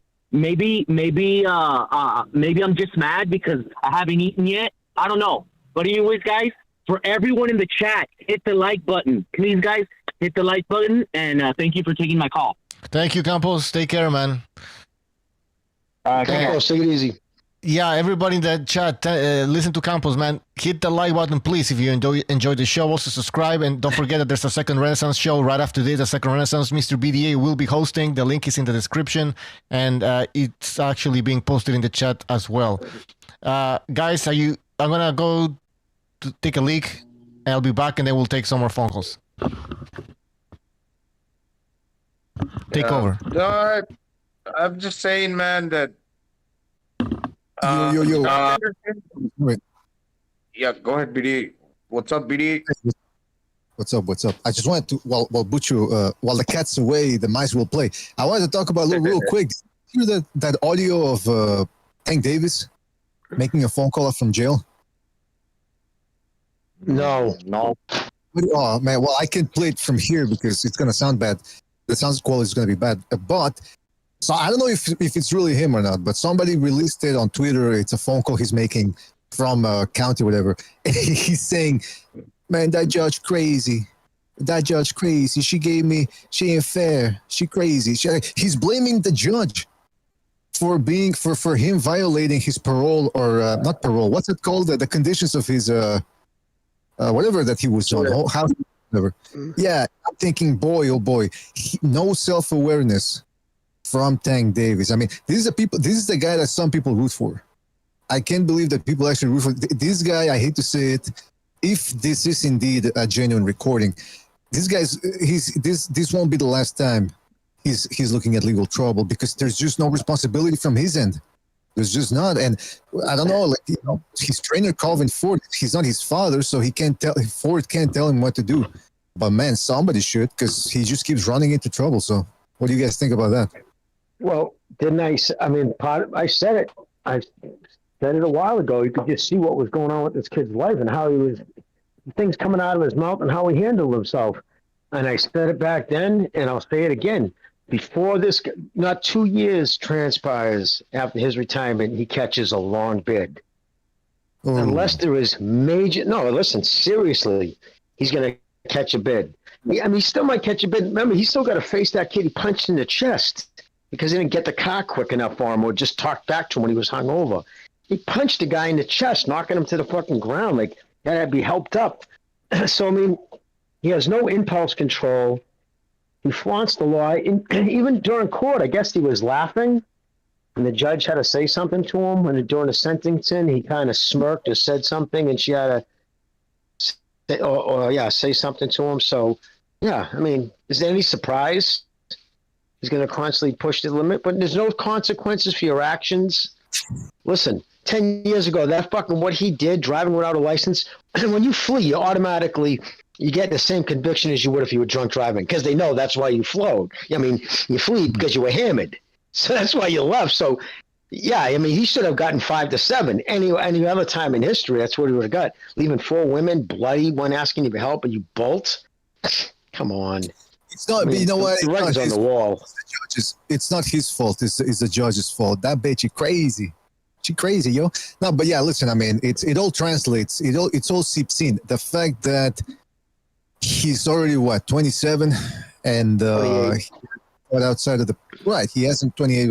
Hasn't fought out of the PBC yet. He's going to try to look and rematch Isaac Cruz. He's not going to go after Haney. Certainly not Lomachenko or anybody at 140.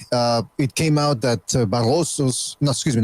Barrios had a rehydration clause as well. So they're really giving him a lot of advantages and benefits. And that's the other thing, though. He complains about the judge being crazy.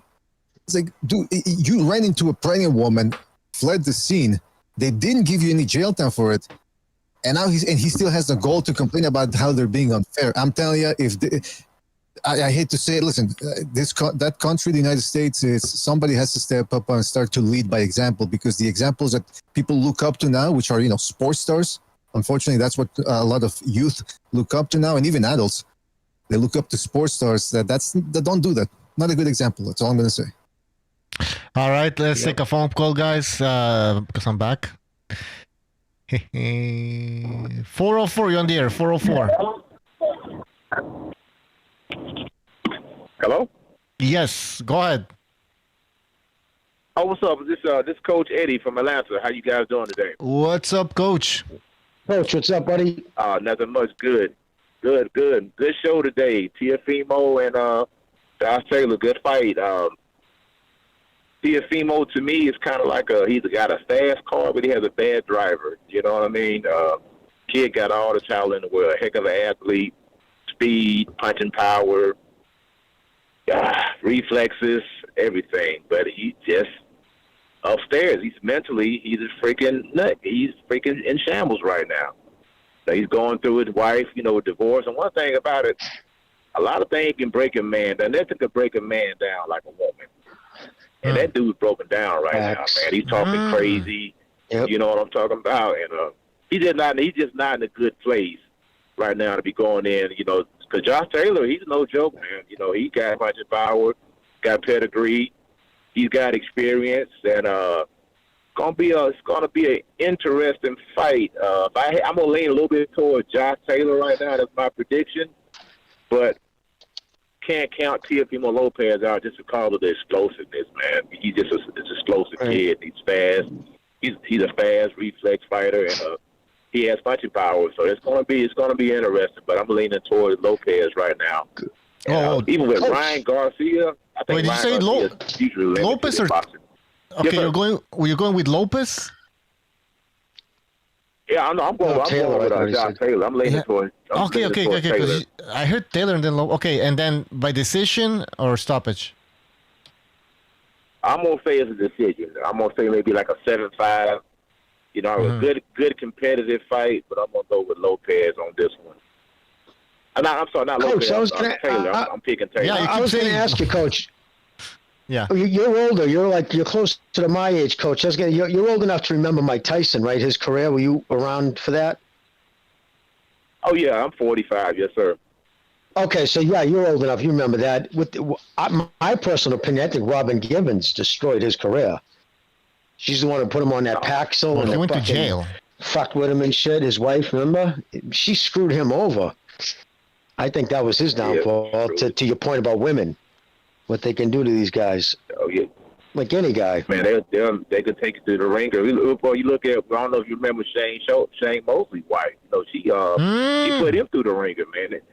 And if you're having a battle with court cases, you know, you're trying to keep your kid together. Then he can't see his kid when he wants to.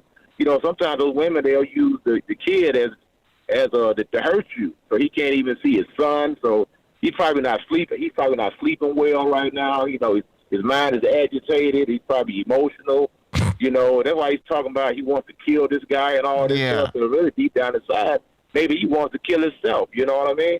It may sometimes you wish maybe you wishing for that.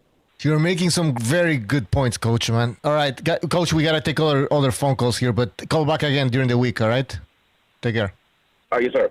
Coach always makes good calls. Good call, yeah, that's Coach. a good breakdown of Josh Taylor right now. What's happening outside the ring, and that's true. Women can really fuck you up. Go ahead, Gonzalo. No, she seems like a real bitch, man. Reminds me of my ex-wife. There you Dude, go. remember even at his fight? Remember Lopez's fight?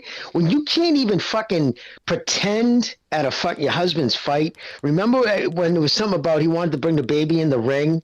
And she knew the cameras were on it. I mean, you know it because the dudes are standing right in front of you with big TV cameras and the red light. So when that red light's on, you know they're filming you. So she knows it's on him, and she is smacking her lips and fucking, head back and forth, like giving him shit, like popping off, like, wow, man. So that's just her, that's her energy, man. She's that nasty that she doesn't even give a fuck. Like, she's going to demean him and embarrass him in front of the world. Hey, I hope the kid turns out like Teofimo Lopez Sr., Jimmy, the baby, like grandpa, to heckle the shit out of her, man. I hope she's cursed. Yeah, Coach mentioned Shane Mosley, and I remember his ex-wife, she even took his belts. Like, what the fuck? Like, why? Like, they're not even that valuable, I think. Somebody said that. Like, you can get those online and shit. Like, so. Well, it depends on who you are. If you get Muhammad Ali's belt, it's going to be a fortune.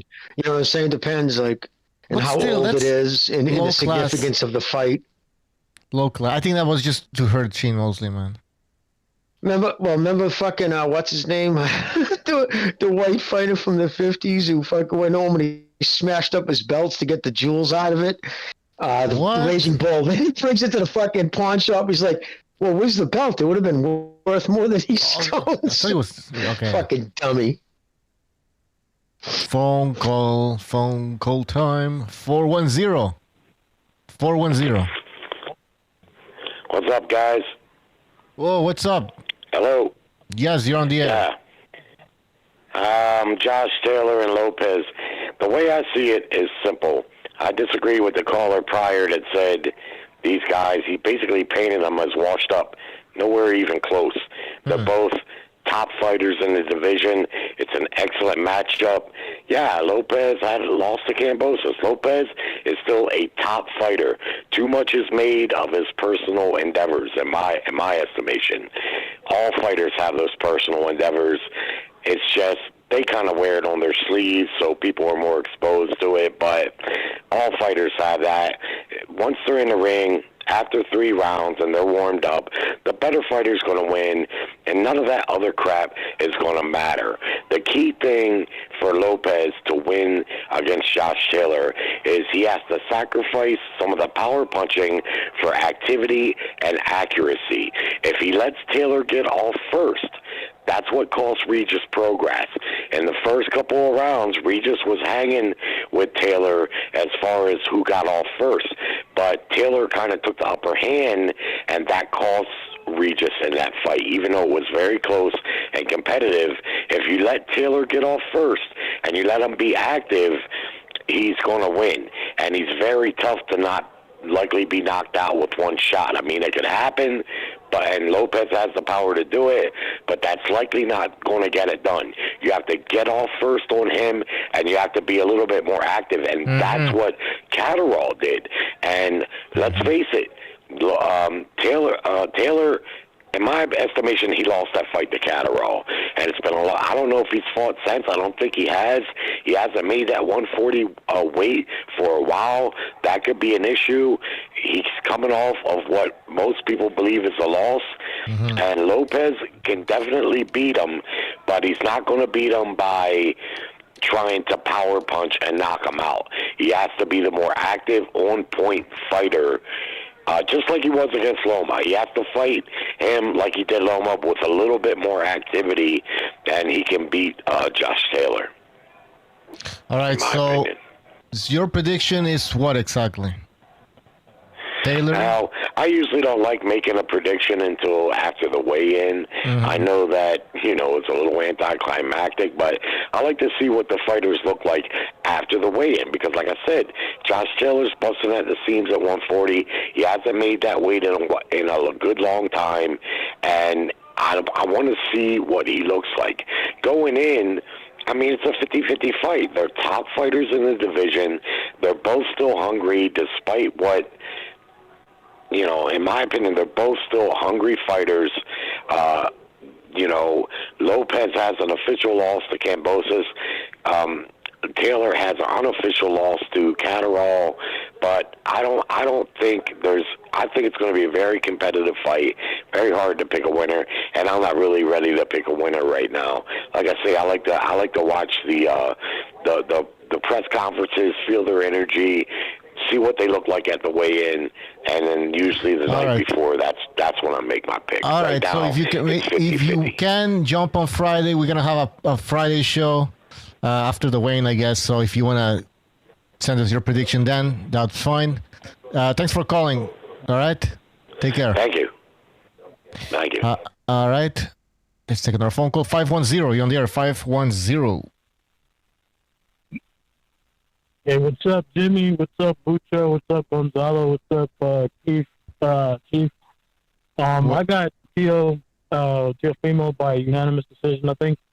Aside from the fact that, he has, obviously he's in a bit of a tight corner with his whole personal bullshit, I still think that whatever got him, actually the thing that got him to where he's at right now is just his gifts. So unless they'll start wearing out now, I would say that, it'd go downhill from here because, I think if anything, his explosiveness is going to give him the edge here in all of the exchanges and in all of the movements. And I think better IQ. I think Lopez has a better IQ. It's just a matter of, him putting it together. I think he does have. All right, caller, you're breaking up. Are you still there? Sorry, you were breaking up. Yeah, can you hear me? Yeah, you're back. Can you hear me now better? What's your name?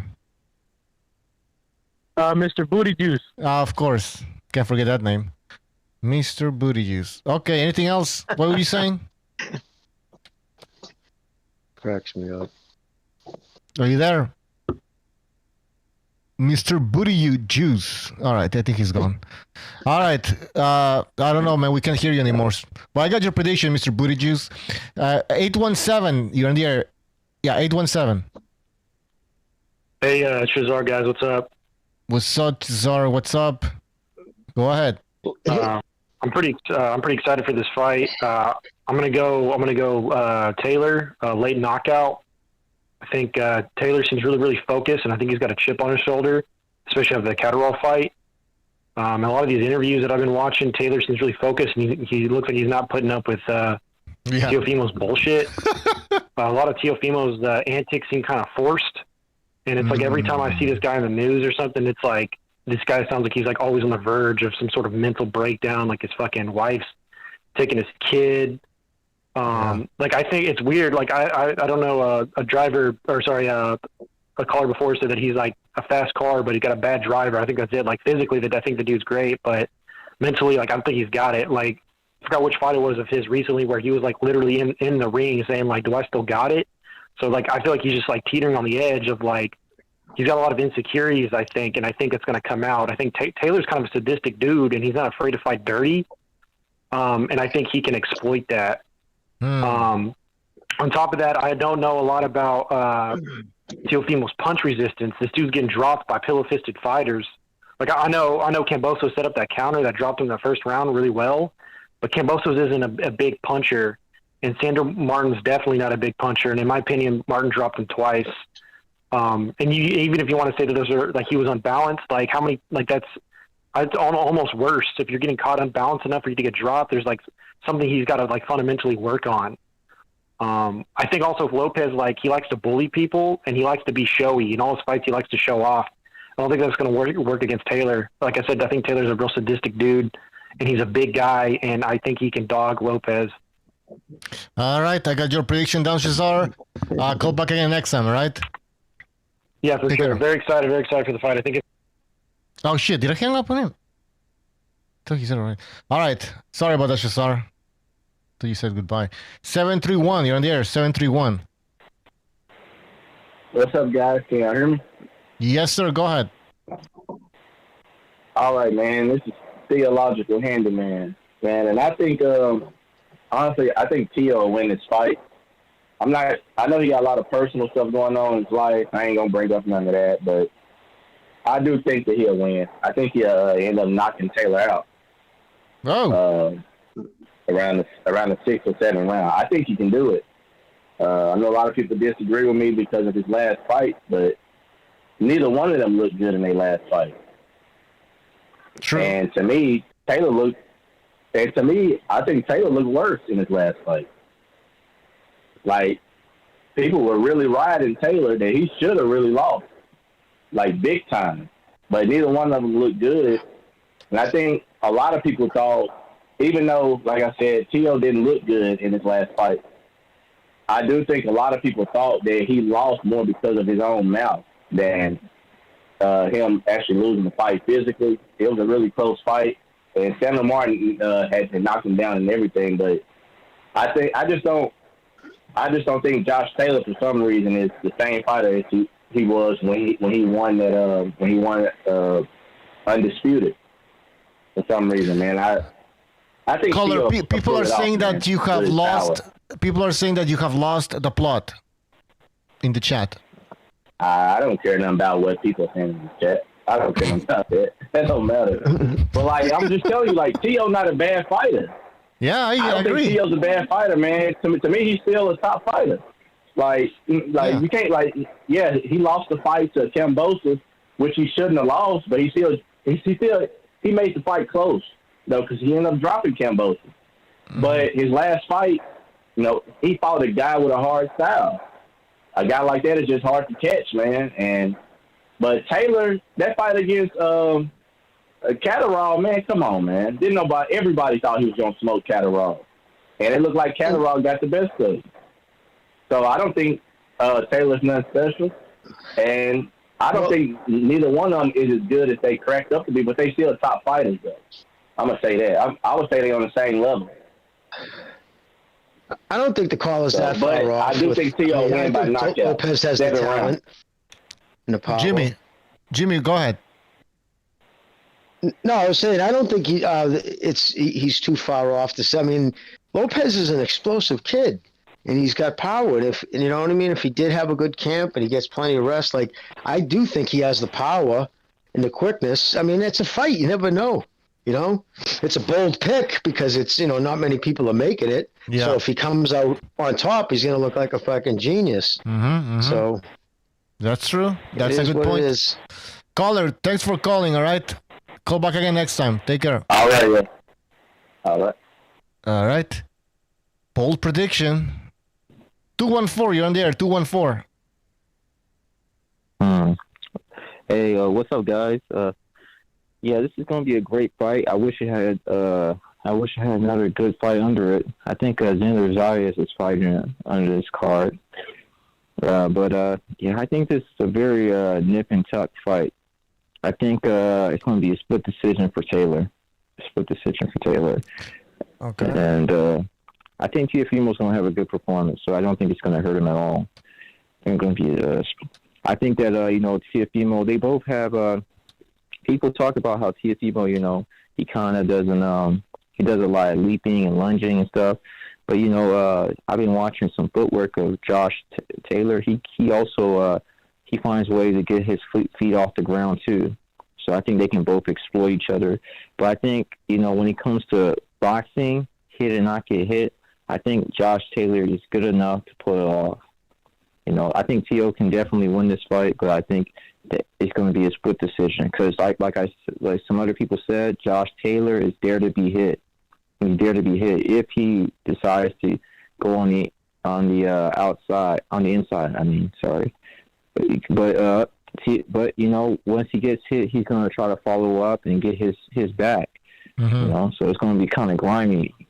It's going to be a grimy, but one of the things I think is going to help Josh win is because when Josh clinches, he finds a way to attack you while he clinches.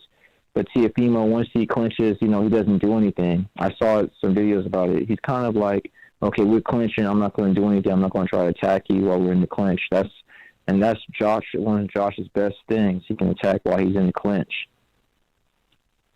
Yeah, we've seen that, and we actually talked about that before. But okay. By the way, no, yeah, your name. I need your name. My name is Boxing Learner. Boxing Learner. All right, Boxing Learner. Thanks for your prediction, and call back again if you want during the week. Okay. Take care. All right, we got Boxing Learner. We got another phone call. 419. You're on the air. 419. Yeah, what's up, y'all? This is Raphael 32 calling out of Toledo, Ohio. I am just surprised how everybody is.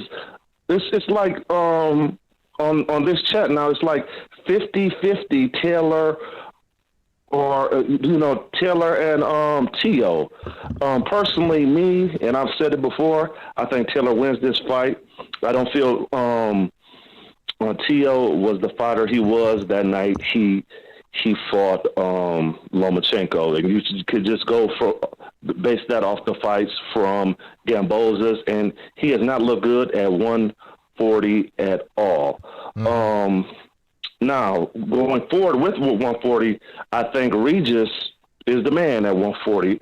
I want to see Regis and what's my man's name from Puerto Rico? Matias. I want to see that happen. I pray Eddie Hearn can still make that fight happen. In regards to Lopez and Taylor again, I want to say, though, this is boxing. Anything could happen, and you guys know that. Teo could go in come Saturday and have the best fucking fight of his life. But if you guys remember what Taylor is good at getting into a fighter's head and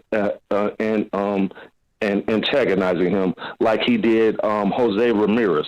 Remember he got inside Ramirez's head. Yeah. And he just, Ramirez, nothing worked for Ramirez that night. And I think that's what he's going to do when it gets closer to fight time around Thursday and Friday during the weigh-in. Watch Josh Taylor talking big-ass shit. He's going to be talking big shit.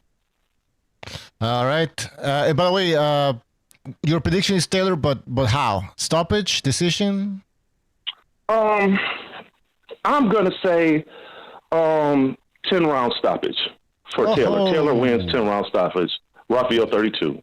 Yeah, I got it, man. All right. Thanks for calling. Call back again next time, all right? Take care. All right. Thank y'all. Y'all be cool. Peace. two bold picks in a row. Yeah, so we have. I like it. Yeah, 7th round stoppage. Now we got 10th round stoppage. Wow. But the other guy predicted that Teofimo Lopez was going to win by stoppage. All right, guys. This we're gonna. I thought he just picked Lopez for stoppage. No, he picked Taylor. He picked Taylor. He picked Taylor, right? Oh, okay. I misunderstood him then. Now you're making me question myself. Guys in the chat, did he pick Taylor or Lopez? I'm pretty sure he was Taylor. Guys, we're gonna shut down. Right. We're gonna shut down the phone lines. Thank you for using Blog Talk. Shut up. Thank you. Yeah, for today, phone lines are closed. Don't worry, guys. We will have a longer call-in show probably tomorrow or Tuesday. Mr. BDA is hosting a live stream, a Second Renaissance show. Make sure you check it out. The link is in the description of the video, and I'm going to post it in the chat. If you don't know what the Second Renaissance is, it's a show where we talk about anything and everything. We only do it on Rumble because this show is too hardcore, raw, and uncut. So it has to be on Rumble. Make sure you subscribe to the channel as well. Also, we have a BDA gaming channel where we play video games. Link is in the chat. Sorry, in the description. Is it in? It's not in the description. What the fuck? All right, I'm gonna post it right now. It's a gaming channel. We were playing yesterday. We were playing. What's yesterday? Saturday. Yeah. No, it was Friday. We were playing Chivalry 2. A bunch of us from the BDA family. We didn't live stream it, but we were just testing it out, and it worked. So you guys should join the BDA gaming channel. Guys, any closing thoughts? I got nothing. I think pretty much what we're gonna say. I just want to say thanks for having me. Everybody be safe. Have a good night. And every day above ground's a good day.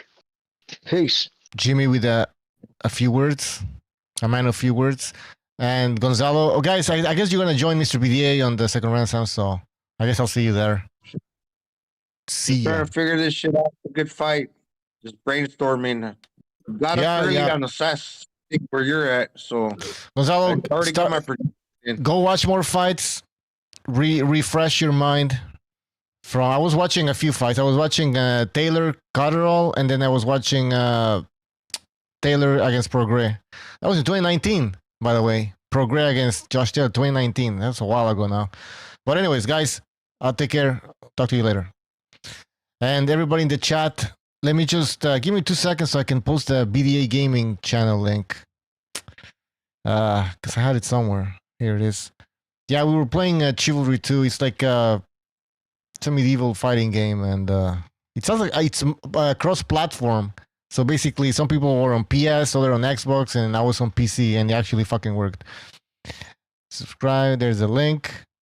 And make sure you check out the Second Renaissance. Let me post that link. Mr. BDA is hosting a show right after this one. There's the link.